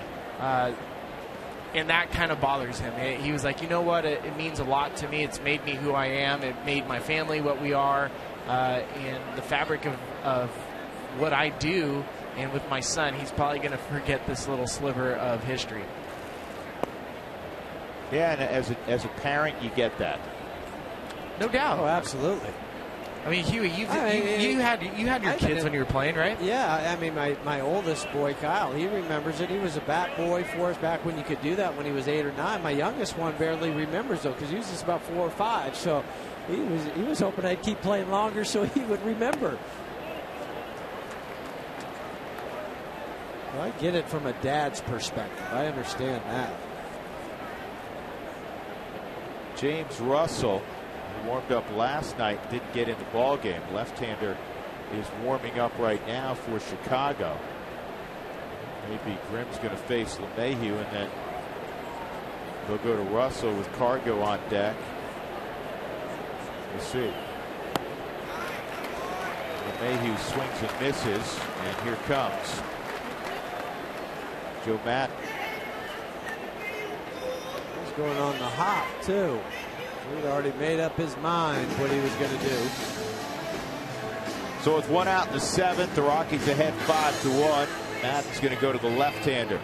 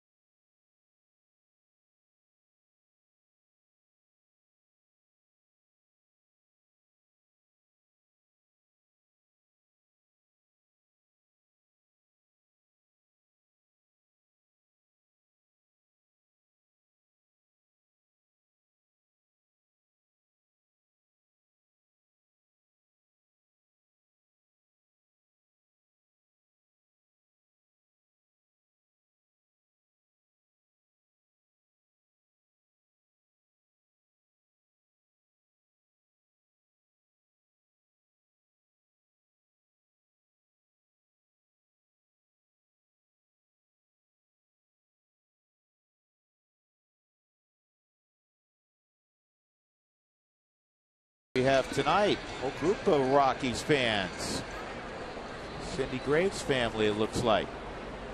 Saw a lot of Rockies fans here tonight. Had a tweet earlier from some Rocky Mountain High School kids who are doing a 5-stadium trip. This is Wrigley Stadium number 3 on their tour. Great way to enjoy the summer. Another family that was coming here, then they were going up to Milwaukee to catch a couple games, come back here, see a game, go see the White Sox, all in about a span of 4 days. Yeah, good friends of mine. Get together with them after the game. The Stahl family, they're going Wrigley, swung on a miss by Cargo, up to Milwaukee, and then down to U.S. Cellular. Now the left-hander James Russell, and if that name sounds familiar, yes, it is the son of Jeff Russell, the former closer for the Texas Rangers, a guy I played with. They just elected Jeff into the Texas Ranger Hall of Fame. Is that right? Yes, they did. Every year they have an alumni weekend, the Rangers do. And they'll induct a player or two. This year it was Juan Gonzalez and Jeff Russell. So they bring all these guys back and treat them to a weekend and their families.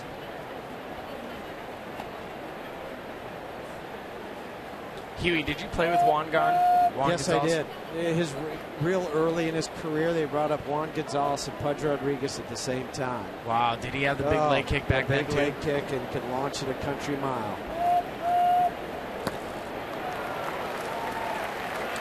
So Cargo's gone. Russell strikes him out. Second time Cargo has struck out tonight. 0 for 3 and a walk and a run scored. 2 outs, and that'll bring up Nolan. One final note on James Russell. Got married this offseason. Married Bobby Witt's daughter. So he had 2 teammates, Bobby Witt and Jeff Russell, and then their children got married. Interesting. Yes, indeed. Jose Bautista on the deal. He's very close with Jose Reyes. You're going to hear that in both clubhouses. It's not to suggest that Jose Bautista is not looking forward to playing with Troy Tulowitzki, but you're letting a friend go.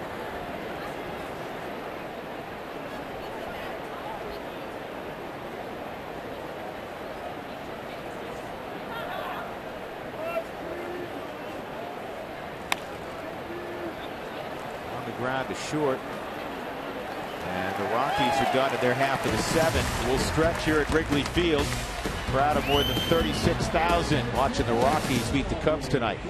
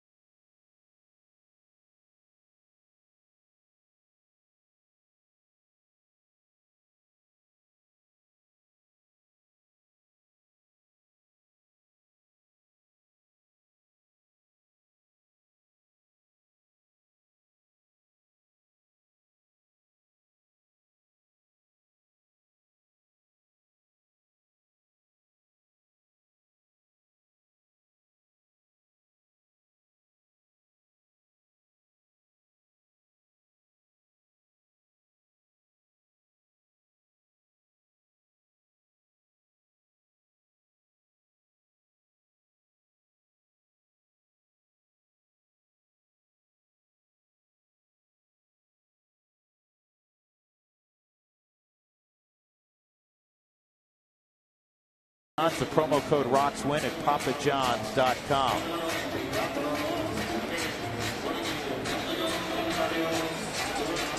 Second inning of work for Gonzalez Germain. 5 innings from Johan Flande. Bottom third of the order for the Cubs, Starlin Castro. The pitcher spot, which we'll see Chris Coghlan occupy here in a moment. He's going to pinch hit, and then Addison Russell. Push your helmet down. Starlin looked like the helmet was about to pop off. There's Coghlan, former Miami Marlin. And a little comebacker.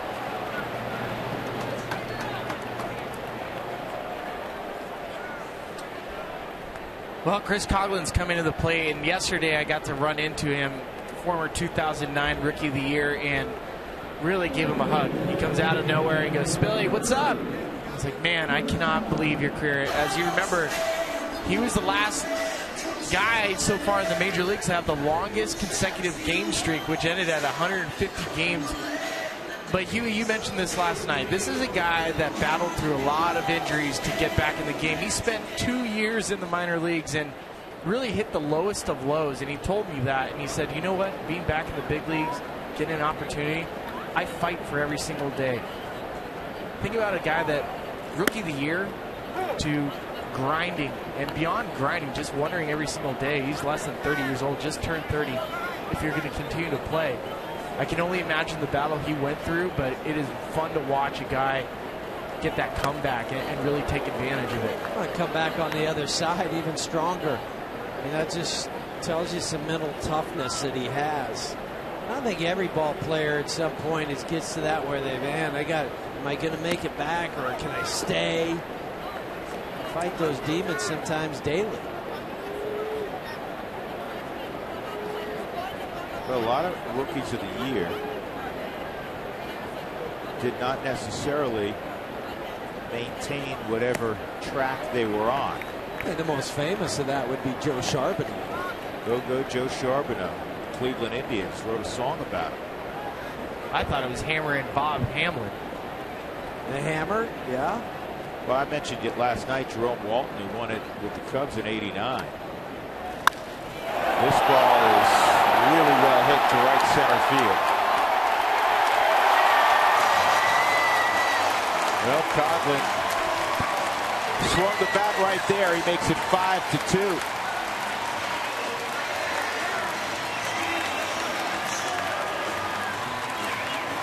5 for 19 pinch hitting, but that was his 11th home run this season, first as a pinch hitter. He jumped all over this fastball from Germain. Inner third. Pretty compact, short stroke. He knew he got it. He's going to put his head down, drop the bat, and started jogging towards first. For Coughlin, the last 9 ball games, he's 10 for 29 with 3 home runs and 5 RBIs. And grab your purple and get to Coors Field to cheer on your Rockies when the Seattle Mariners make a rare appearance at Coors Field. That's August 3rd through the 5th. That's Monday, Tuesday, and Wednesday of next week. Get your tickets now. Don't miss out. Addison Russell swings and misses. Boone Logan's up in the Rockies bullpen.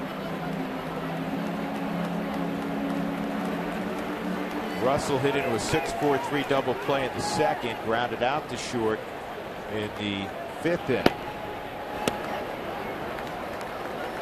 You're looking at the National League. Soto in 08 and Coughlin in 09. Most of the rookies of the year have been very impactful beyond that freshman season. When you look at the last few, Buster Posey in 2010, Craig Kimbrell, Bryce Harper, Jose Fernandez in 2013, Jacob deGrom. He's not exactly having a sophomore slump, is he? No. You go back to 07 when Ryan Braun edged Troy Tulowitzki. Anthony Ramirez in 06, Ryan Howard in 05. Jason Jennings of the Rockies won it back in 2002. The year before that, it was Albert Pujols.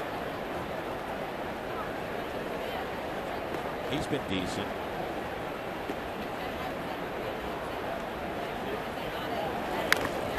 Really, it's been all the Cubs. The Cubs have had rookies of the year. Gio Soto, Jerome Walton in '89. Both of those guys really reached stardom. Kerry Wood did, but because of injuries, Kerry didn't have the length in terms of his career. No, but he still has that record, striking out 20 in a game. And then went on the DL after that with the Tommy John. And Kerry Wood just edged Todd Helton for Rookie of the Year in '98.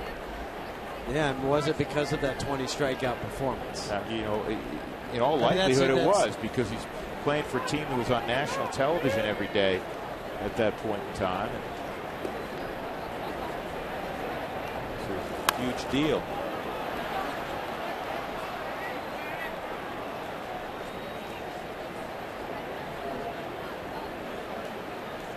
You find this interesting, Jeff, that Addison Russell at this point in his career feels more comfortable playing defense, and he's a natural shortstop. He's had to learn how to play second base at the big leagues, big league level.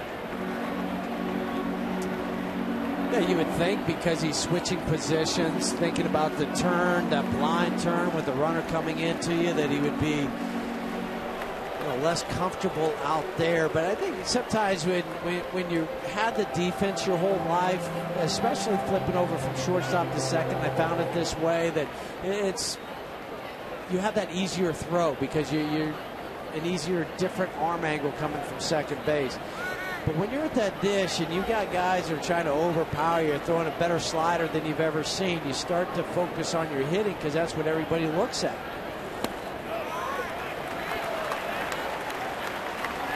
Three and two.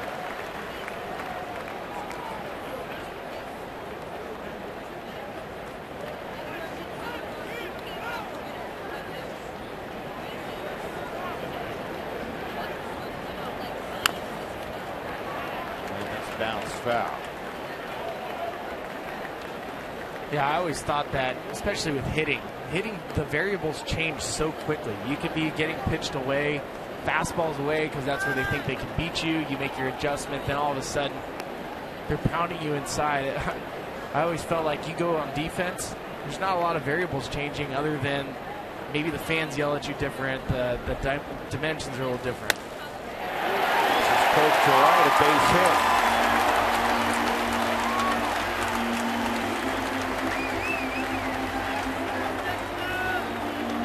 bring up Dexter Fowler.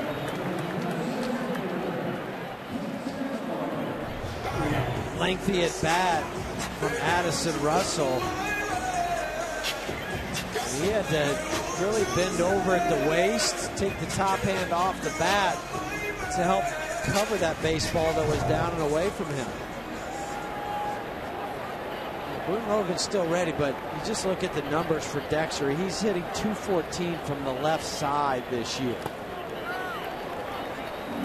.321 coming into the game from the right side. The first two out of the first three at bats for him, he had base hits.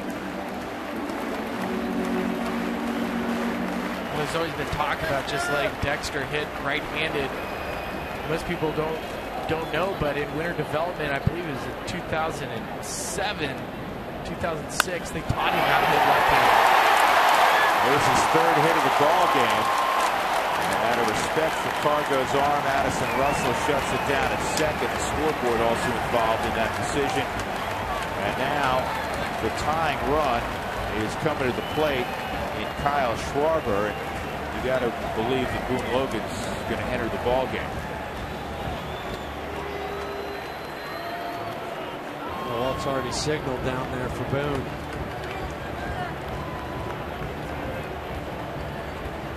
The Rockies trying to piecemeal their way through it. They're up 5-2. There's one out in the 7th inning, and the big boys coming up for the Cubs.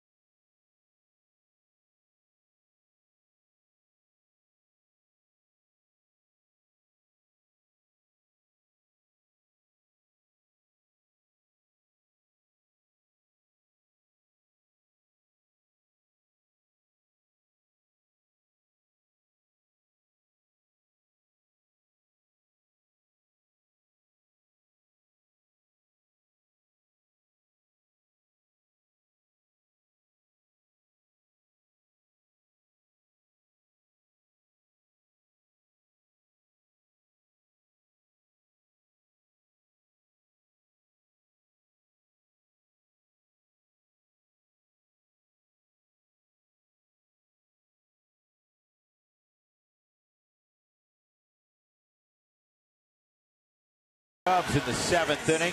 Let's check our CenturyLink link to what's next. No television tomorrow afternoon. Eddie Butler will have the baseball for the Rockies. John Lester, the left-hander, former Boston Red Sox, will have it for the Cubs. So Boone Logan takes over. Kyle Schwarber comes to the plate. Schwarber's 0 for 2 and a walk. Lefties have not been an issue. Hitting just 188 against Boone. Right-handers have been. They're hitting 339. That's where you hope that you induce the ground ball double play off the bat of Schwarber. Schwarber won for his last 11 at the plate.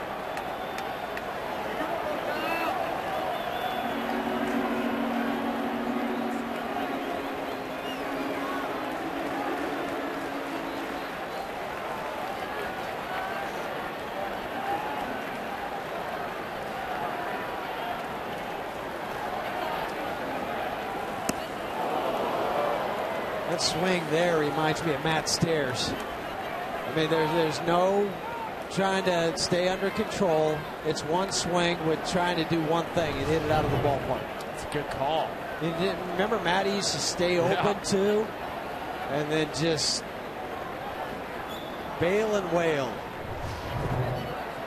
Matt Stairs had a very famous line where he says, "I swing as hard as I can in case I hit it." Well, Matt would openly admit, again, much of his career he was a feared pinch hitter late in ball games, but he said, I'm trying to hit a home run every time I come up.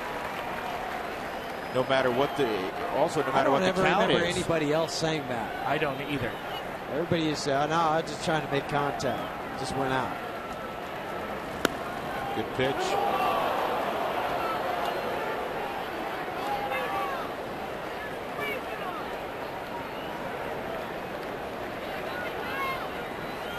Home run by Coghlan in the inning. Russell after singlings at second. Fowler just singled. He's at first. A ball and 2 strikes on Kyle Schwarber.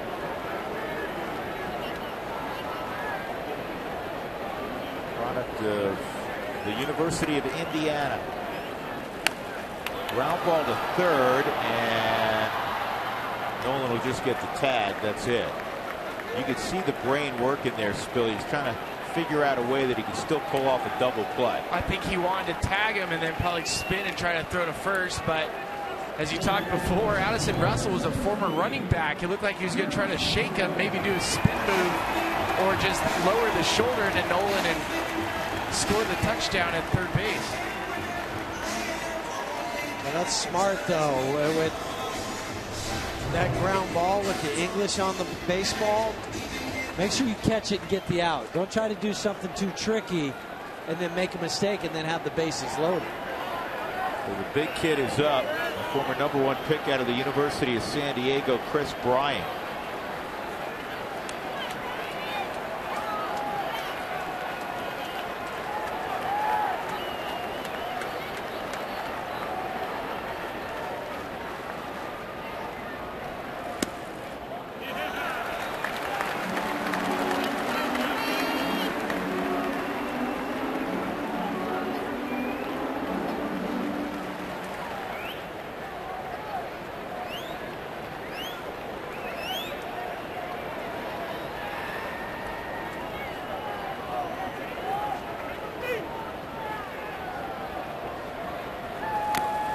Off 1-1. At least right now, these 4 figure to be big time in the mix for Rookie of the Year honors. Chris Heston's now 11-5. Jock Peterson, the average not great, but he walks quite a bit. 21 home runs. Chris Bryant has had a big impact. Matt Duffy is probably the least heralded of the 4, but he's hit 3-hole and has been for a while, Huey, for the Giants. The Giants are on a roll. And sometimes it's tough to pick out 2 guys. And there's 4 pretty strong candidates. That is caught by Descalso. Make it like Tulowitzki. Wow. I didn't think he could get up that high. Nice play, Daniel Descalso. All the Rockies guys are just all over Descalso right now. They are so happy.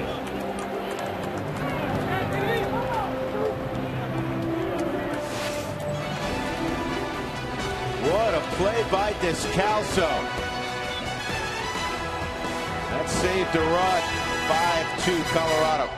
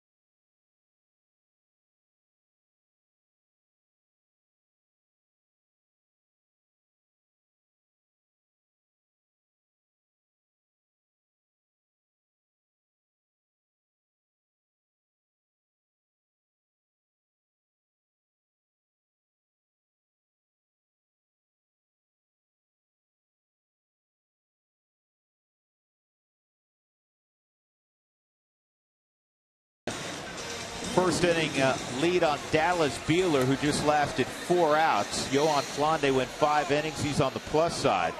Corey Dickerson's going to lead things off against Rafael Soriano, who wants tacos. Fans follow @rootsports_RM on Twitter to receive alerts for the Rockies taco special when the Rockies score 7 or more runs. Changes defensively for the Cubs. Chris Coghlan, I think of him as more of an outfielder. He's at second. Addison Russell goes from second to short. And Starlin Castro comes out of the ballgame. 5th appearance for Rafael Soriano. Took the win last night. Came in and pitched an inning, but gave up that home run to Cargo. With the walk-off, he was the pitcher of record for his first win this season. Starlin Castro is done for the night. Here's the 0-1 on Dickerson, and he fouls this one straight back. When you think about Chris Coghlan, as you said, more as an outfield, this is just his 5th game playing second base. Watching him take some ground balls there today. What did it look like? Not bad. Looks like a guy that is working on trying to play a different position. I saw him taking ground balls at first as well. This ball turned on, pulled down the line. It is a fair ball in that right field corner. It's Soler lets it get around the turn. And Dickerson, I think if not for his foot injury, may have had a chance to turn that into a triple, but he has a leadoff double in a 3-run game here at the top of the 8th inning. Ben Paulson coming up. 9th double this year for Corey. Continues to rake Cub pitching. It doesn't matter where you throw him. You want to throw him up? I can get my hands on top of that baseball. From his shoelaces to his top of his helmet, he'll hit the baseball. And I agree with you, Drew, on that thought that he probably is standing up third without the foot. I mean, I've seen it. I was watching him run. He still looks like he's not on top of the gas here. See if he can score here. He should be able to easily, as it's a tweener. Paulson will shut it down at first, but he knocks in Dickerson. A nice little 1-2 punch in the 8th inning, greeting Soriano. Double, single, make it 6-2 now, Colorado.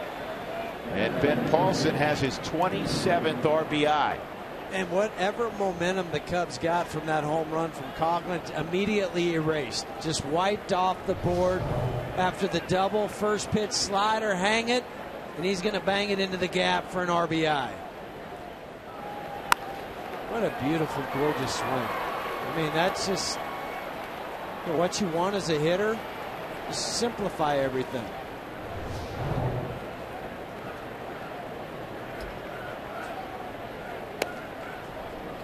Billy, what's the old line about you hanging? You hang it, we bang it. Yep. Yeah, I think Latch just yelled that out too. It's just it's a universal term. There goes Paulson on the hit and run, and Hundley fouls it off. Nick a base hit in the 6th, had an RBI ground out in the 1st. How about Ben Paulson? His average is kind of holding steady in that 290 or so range. 7 home runs, 27 driven in now. And if you missed it earlier, again, Willeen Rosario was optioned back to Albuquerque. Rockies needed some middle infield depth. Christian Adames brought up.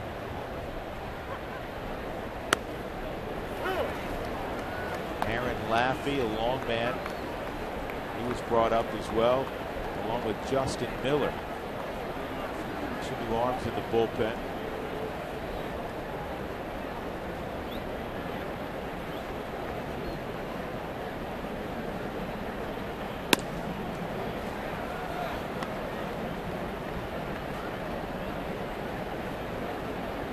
I think we talked about this earlier about Soriano facing Cargo last night. Really, Joe Maddon had no choice with having to face him. There was a lefty in the bullpen, but that was safe for him if he had 2 outs. Otherwise, it would have been lefty against Cargo.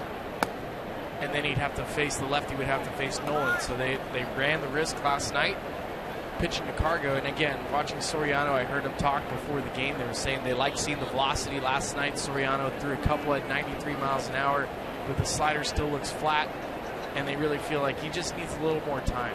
That's the one Paulson hit. With full count, I start the runner and try to stay out of the double play. Rockies 2. This ball lined to deep left field, and it is caught out there by Denorfia. Paulson retracing his steps and hit it much better than Nick Hundley just hit it. No, you can't. That was right on the line, and then Paulson went around the bag but retouched, so he went back to first. Hey, playing fantasy baseball is fun. Well, MLB.tv serves up real-time highlights and pitch tracking info on your out-of-market fantasy players, live or on demand on over 400 devices. So 1 out, a run in. Paulson at first, and here's Descalso. Daniel, an intentional walk in the first. 0 for 2 since. Takes ball 1.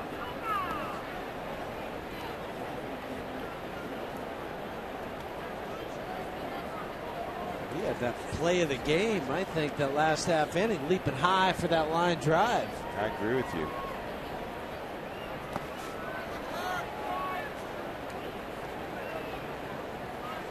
By the way, I think Jenny mentioned this earlier, LaTroy Hawkins did get a uniform play for the Blue Jays tonight. He pitched a 1-2-3 6th inning.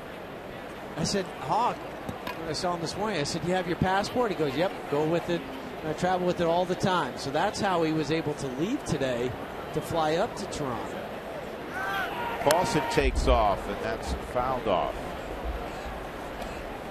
Here's a look at the American League East and the American League wild card. Remember, the top 2 teams move on. The Yankees are in front. The Jays are 7.5 back, but it's a log jam of teams in the middle of that division, including the Orioles and the Rays. And Toronto's just 3.5 back in the wild card. Season ending today. The Astros and Twins would be the 4th and 5th playoff teams. Descalso, not sure if it's fair or foul. It's plenty fair. Daniel didn't sprint out of the box initially, but now he's at second, and coming home is Paulson, safe at the plate. Ball goes through. Daniel to third. So a run-scoring double for Descalso, and the Rockies now lead it 7-2.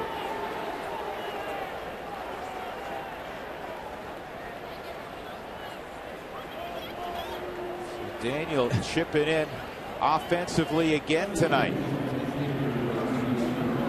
Just taking the pitch where it's located. Inside out swing from Daniel. That side spin off the wall. Slight bobble in left field by Denorfia. I like Stu. He's waving the whole way. I mean, there was never a hesitation. He's saying, let's go. He saw the bobble. And then the top part of the picture, as you see Ben hitting the bag, turning and chugging for home. And Daniels just kept going to third. He saw the flight of the ball. He's at third. Brandon Barnes, the pinch hitter. Barnes, I'm sure, will stay in the ball game and play left field for Dickerson after the Rockies hit here in the 8th. 7-2 Colorado.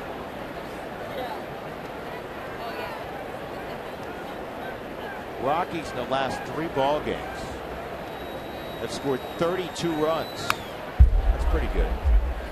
And because of that, another night of big offense, and for you, another day of tacos tomorrow. Go to your participating Taco Bell locations between 4 and 6 to get your Rockies taco special.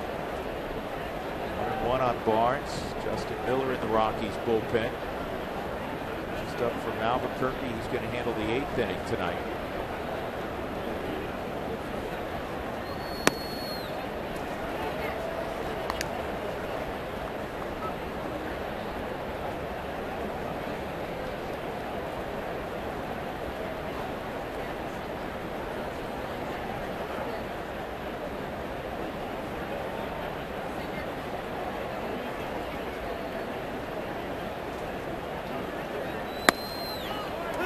called strike. Rockies scored first last night, but as you know, got walked off on that home run by Chris Bryant. That broke a stretch of 7 in a row where the Rockies won when scoring first. They scored first tonight, and they're up 7-2 here in the 8th. I just think it shows you something about the mental toughness of these guys and everything they dealt with from last night, coming today, having to do interviews, answer questions, and come out. And as we say, the sanctuary of the ball field. Once first pitch, once the national anthem was sung, game on. It's on. Let's go. And Walt has seen that many times, and I don't think it's just managers speak. Walt believes in this group, and yeah, the Rockies don't have the number of wins that they'd hoped to have, but they have truly been resilient, whether it's after the trade of Troy Tulowitzki coupled with a gut-wrenching defeat last night, or several other gut-wrenching defeats that they've had to sustain and bounce back from throughout this season. And keep your eyes looking forward. This is popped up. Bryant makes the catch, 2 outs. And that'll bring up Charlie Blackmon for the 5th time. Charlie's 1 for 4. Doubled and scored in the first inning. Rockies began double, walk, double, single against Dallas Beeler.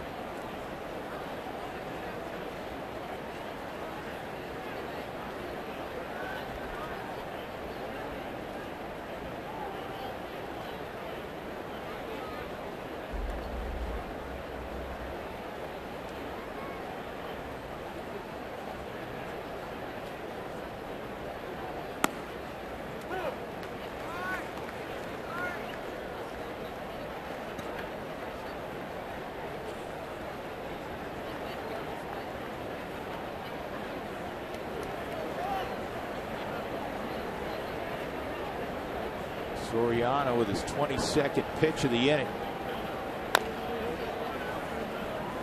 Get him over that 25 pitch mark. After throwing last night,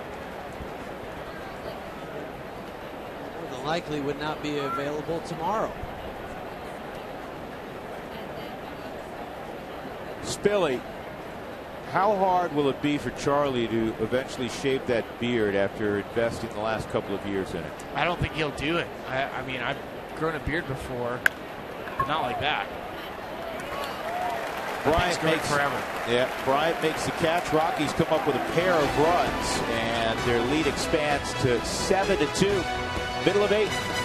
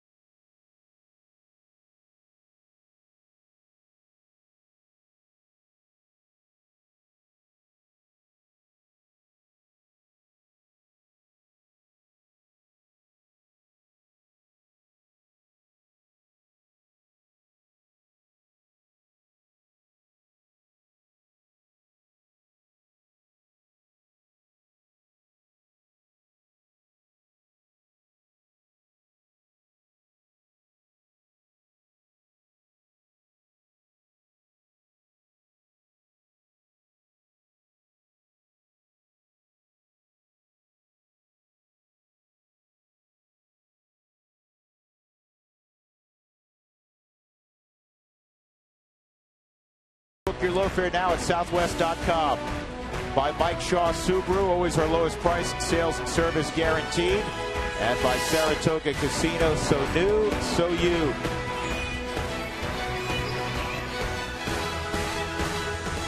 (7-2), Rockies leading in the city with the broad shoulders.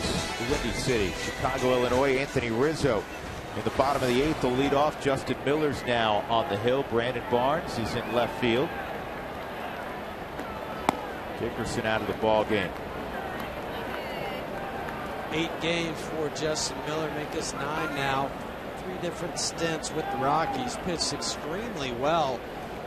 7 innings, just giving up 6 strikeouts, excuse me, just 1 walk. He's hitting a mere 200 against Justin.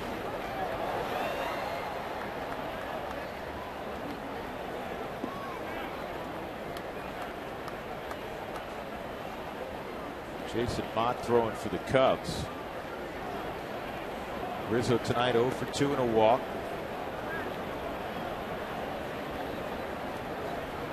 Second time with the Rockies for Justin Miller.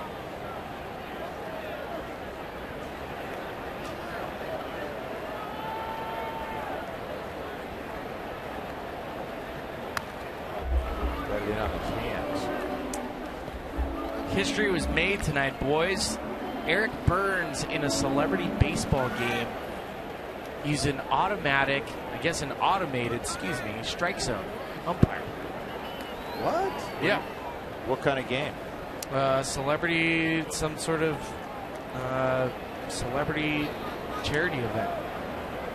Charity event using the automatic umpire system. High pop up to shallow right. DJ raises his hand. He was calling for it, but he raised his hand also, so Cargo knew he was going to make the catch. Spilly, Huey, you guys can relate, because sometimes with your crowd, 37,000, the wind, you may be screaming, but nobody can hear you.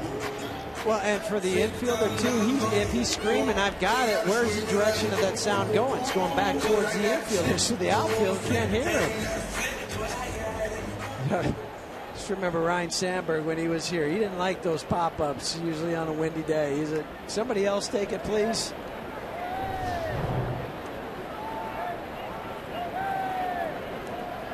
Not a whole lot of wind tonight. Pretty stagnant air. Soler 2 for 3, fouls that off.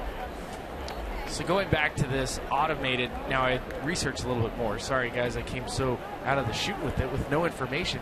You were so excited. I was. They used 3 separate cameras, and an umpire is actually standing to watch the game to make the calls at the home plate or if there's any plays on the field. But Eric Burns was calling balls and strikes over a loudspeaker based on whether it was a strike on this camera system. Where was this being held? It is being held at a minor league field tonight. And the funniest part is for every strikeout, there's $1,000 donated. For every walk, there's $1,000 donated. And if someone argues balls and strikes and gets ejected from the game tonight, $10,000 were going to be donated to the charity. Interesting. 1 out and a 2-strike count on Jorge Soler. I said Miller's second stint. It's actually his 3rd stint. And that's caught by Ben Paulson. 2 outs.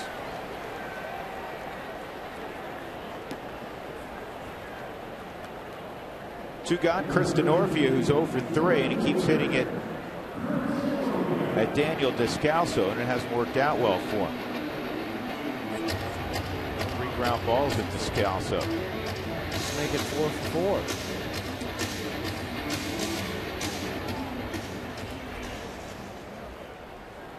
The game was at San Mateo, California, guys, and we are a step away from being overrun by robots.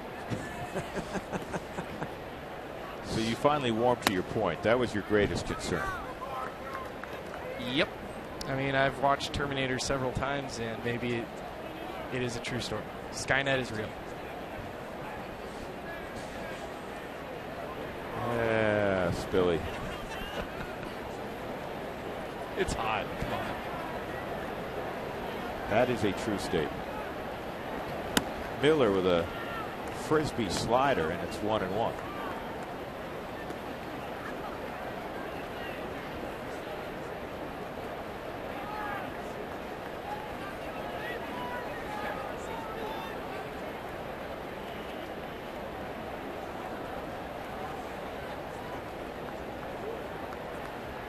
And another one.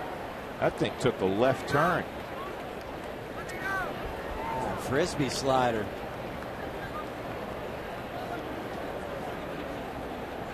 Keep going. It might be like a boomerang. Tight. Wow. Call it again. Why not? Don't overthink it. Well, there you go. He did, and he threw it again. And once again, Denorfia missed it. 1-2-3 8th inning for Justin Miller. We'll go to the ninth. The Rockies up 7-2.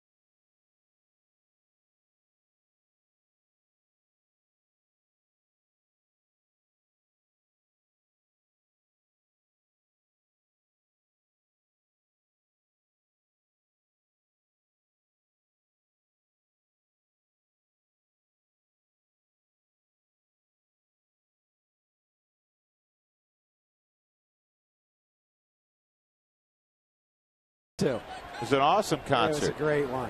REO Speedwagon warmed up. Yep, and then Chicago finished it off. So sorry, guys. Those were really good and probably well thought out. And we're just sweating here. It's affecting our brains. Who's sweating? We all are. Uh-huh. You want to sweat? Come on up here, all right? You come up here. Come in our little cubby hole up here at Wrigley Field. Jason Mott with a strike to DJ LeMahieu. DJ, Cargo, Nolan. Here in the ninth. Trying to find a spot to get Mott out there. Last night, 3 batters faced, and the Rockies just jumped all over him. About 3 hits, 3 earned runs. Started off with that Descalso home run. Charlie and DJ with single and a double.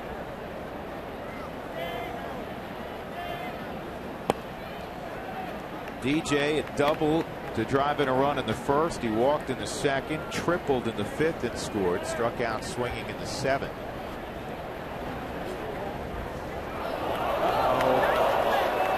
There's a bank of lights, right? Hey, hit the switch. I've tried to recharge my cell phone down here. Stand up on the dugout and apologize to everybody. Yeah, now they're all looking at me funny. I'm embarrassed. Well, it's just a few lights that went out. It's enough to keep playing. Hey, it was here though, wasn't it? that the Cubs had the light malfunction a couple weeks ago? Don't spill. Now, I know. Stop. I'm just relaying some information that something happened like that here 2 weeks ago, not tonight. Pass along other information. This is going to drop. This is another base hit for LeMahieu. Theo Epstein upstairs shaking his head, I'm sure. All right, we give.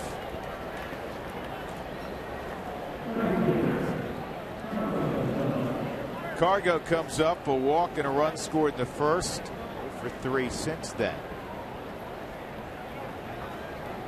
And the only player in the Rockies starting lineup tonight without a base hit. There you go. That's a number that you want to hear. Right, because now he joins the hit parade. Yep.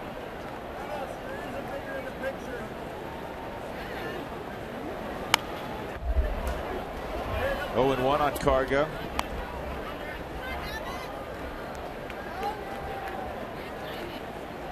Cargo's friend Juan Pablo is here today. The former Bachelor. Met him last year. Yep, he's here.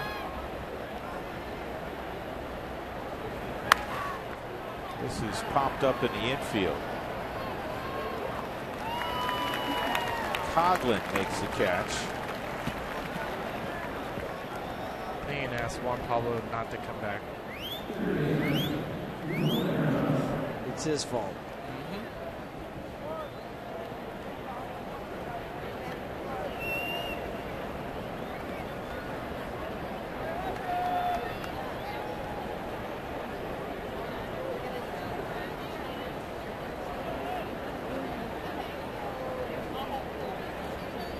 Arenado 2-run double. And 4-run first inning. Mott hits the strike zone.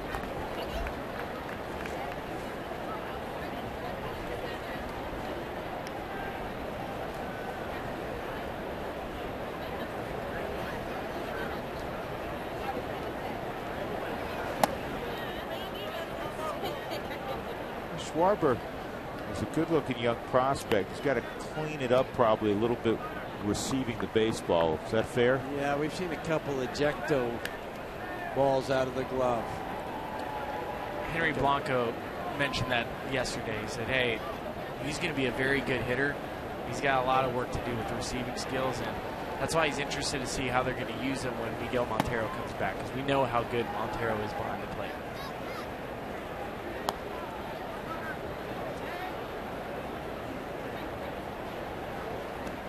I always think that catcher is the most difficult position to break into the big leagues. So much to think about. You got 8 other sets of eyes looking at you at all times. How do you carry yourself?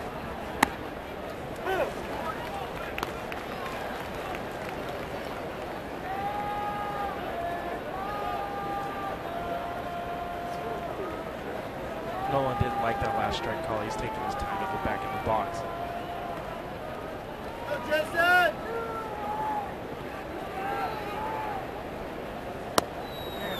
It's inside.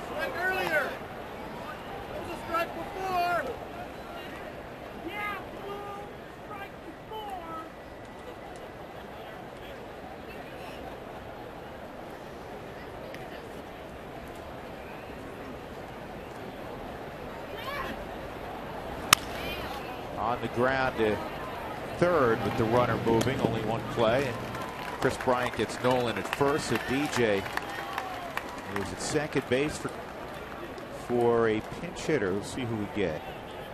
It's going to be Christian Adames. It's a pitcher spot after the double switch. Barnes stayed in for Dickerson. Yeah, they just pulled him back.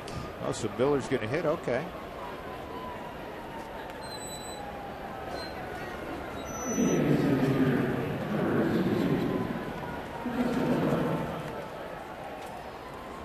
Just let Miller go and finish this game.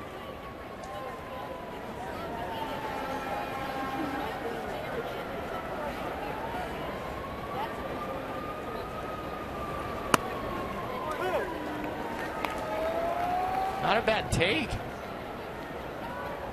Does he take 2 more, or is he going to take some hacks. I think he's going to unleash the fury on one of these pitches. You don't get many opportunities to hit in the major leagues. You might as well take advantage of it. Right. Go down. I'm going to go down with drop and drive. Drop that back shoulder. Try to elevate. Remember Ryan Spire? He took it at bat. He said, "I'm just going to hit. I'm going to hit one really far." And could never get the bat off his shoulder. Like, what happened? It came too fast. I like the swing from Justin. Yeah. Ryan Spire and Eddie Butler, products of Radford. Well, Jason Mott beats Mr. Miller there. We'll go to the bottom of the 9th inning. Spilly, you go get ready. You go get toweled off and then get ready for the postgame show. Put some pants on and be ready for the postgame show. Yeah, we'd all.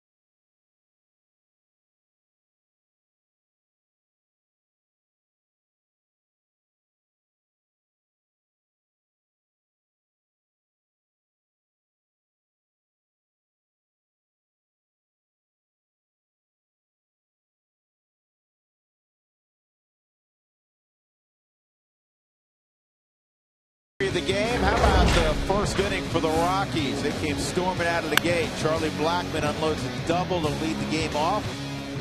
First 5 would reach. Back-to-back doubles. DJ LeMahieu. That double gave an 18-game hitting streak. Cargo walked on 4 pitches. Nolan Arenado, a double down the left field line. 2 more ribbies for Nolan. 76 now. What has been a fantastic season for Arenado. So the Rockies score 4 in the first inning. Again, our Jimmy John's delivery of the game. Now they're looking for a 9th inning delivery from Justin Miller. He was outstanding in the 8th inning. Johnny Herrera, the erstwhile Rocky, will pinch hit. Leading things off in the 9th. It'll be Herrera, Chris Coghlan, and Addison Russell. Just 11 pitches needed in that 8th inning. A soft fly out, soft line out, and then big punch out of Denorfia on the slider. And Jonathan Herrera was 2 for 12 pinch hitting from the left side, 4 for 21 overall. Cargo today, I was again just chatting with him a little bit. He goes, "Hey, did you have a chance to talk to the Bean?" I said, "Yeah, I talked to him for a moment." Told this story before. You know, Johnny and Cargo are best of friends. Grew up together, known each other since they were tiny. Played little league together. I mean, little league together. And Cargo always looked up to Johnny because Johnny grew early. And Johnny, until they were about 13, was much bigger than Cargo. So I was the power hitter. Johnny passed me.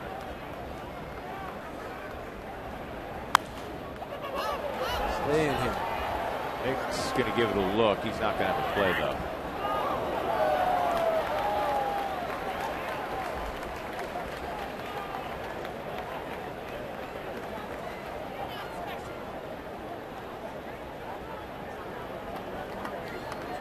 able to sprint home to his native Venezuela during the All-Star break. Makes his home in the Fort Myers area in the offseason.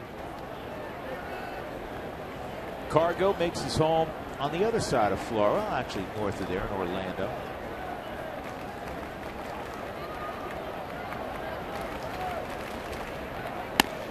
Swung on and missed. Miller with a 93-mile-an-hour fastball strikes out Johnny. 1 out in the 9th inning. Some power from Justin Miller, not only with the fastball for a second strikeout, but also with a power slider.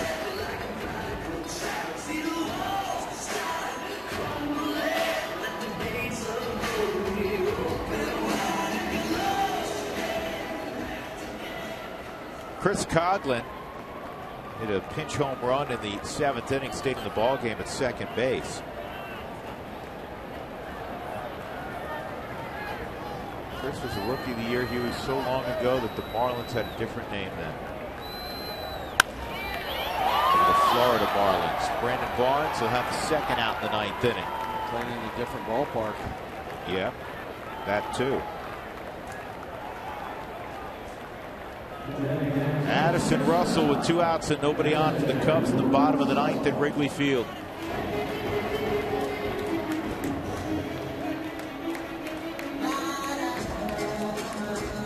Get this last out and celebrate today's victory. It's been a long, emotional 24 hours for the Rockies. And for everybody in that clubhouse. And you got to love how they responded. Again, with the first 5 reaching tonight, putting up a 4 spot before the Cubs got settled into their spots defensively. Strike on Russell. And after the heartbreak of last night's loss. Yeah, I mean, there's so much going on. And to come back out tonight, just do what they've done. That's, can't say enough about the effort. Clubhouse last night, right after the game, not surprisingly, was described as a morgue. And then all of a sudden, when Tulo went inside Walt's office and was in there for such a long period of time, and you know, guys checking their phones, everybody started to whisper because there were reports, you know, the early reports of the deal that was consummated later on. Swung on and missed, and so it had to be a very, very strange clubhouse. The heartbreaking loss then coupled with the trade. But what did Nolan tell us? To come back out tonight, he said the most important thing is come out and get a W tonight and then start to move forward. And you know what? And he was in the middle of that first inning with a 2-run double. That's what you do. Swung on and missed. Ball game over. The Rockies with a great response to last night. They win it 7-2 this evening at Wrigley Field. Justin Miller, nice job throwing the last couple of innings, and congratulations to Johan Flande. He gets his first big league victory tonight. He improves to 1-1. Smiles all around for the Rockies. They added on late. DJ LeMahieu continues to torment his former club, the Cubs. He has an 18-game hitting streak, 3 more hits this evening. And Walt Weiss's club continues to be resilient. Again, the final score, the Rockies win it 7-2. Flande gets the victory. Dallas Beeler takes the loss. And the Rockies tomorrow afternoon will have a chance to take a series in Chicago for the first time since 2006. Again, the final 7-2. Good night all the way around for the Rockies. You'll hear plenty of reaction inside the clubhouse. We get you to our Toyota postgame show. It is Jenny and Jason. Jenny, take it away. Ladies and gentlemen, the total for tonight's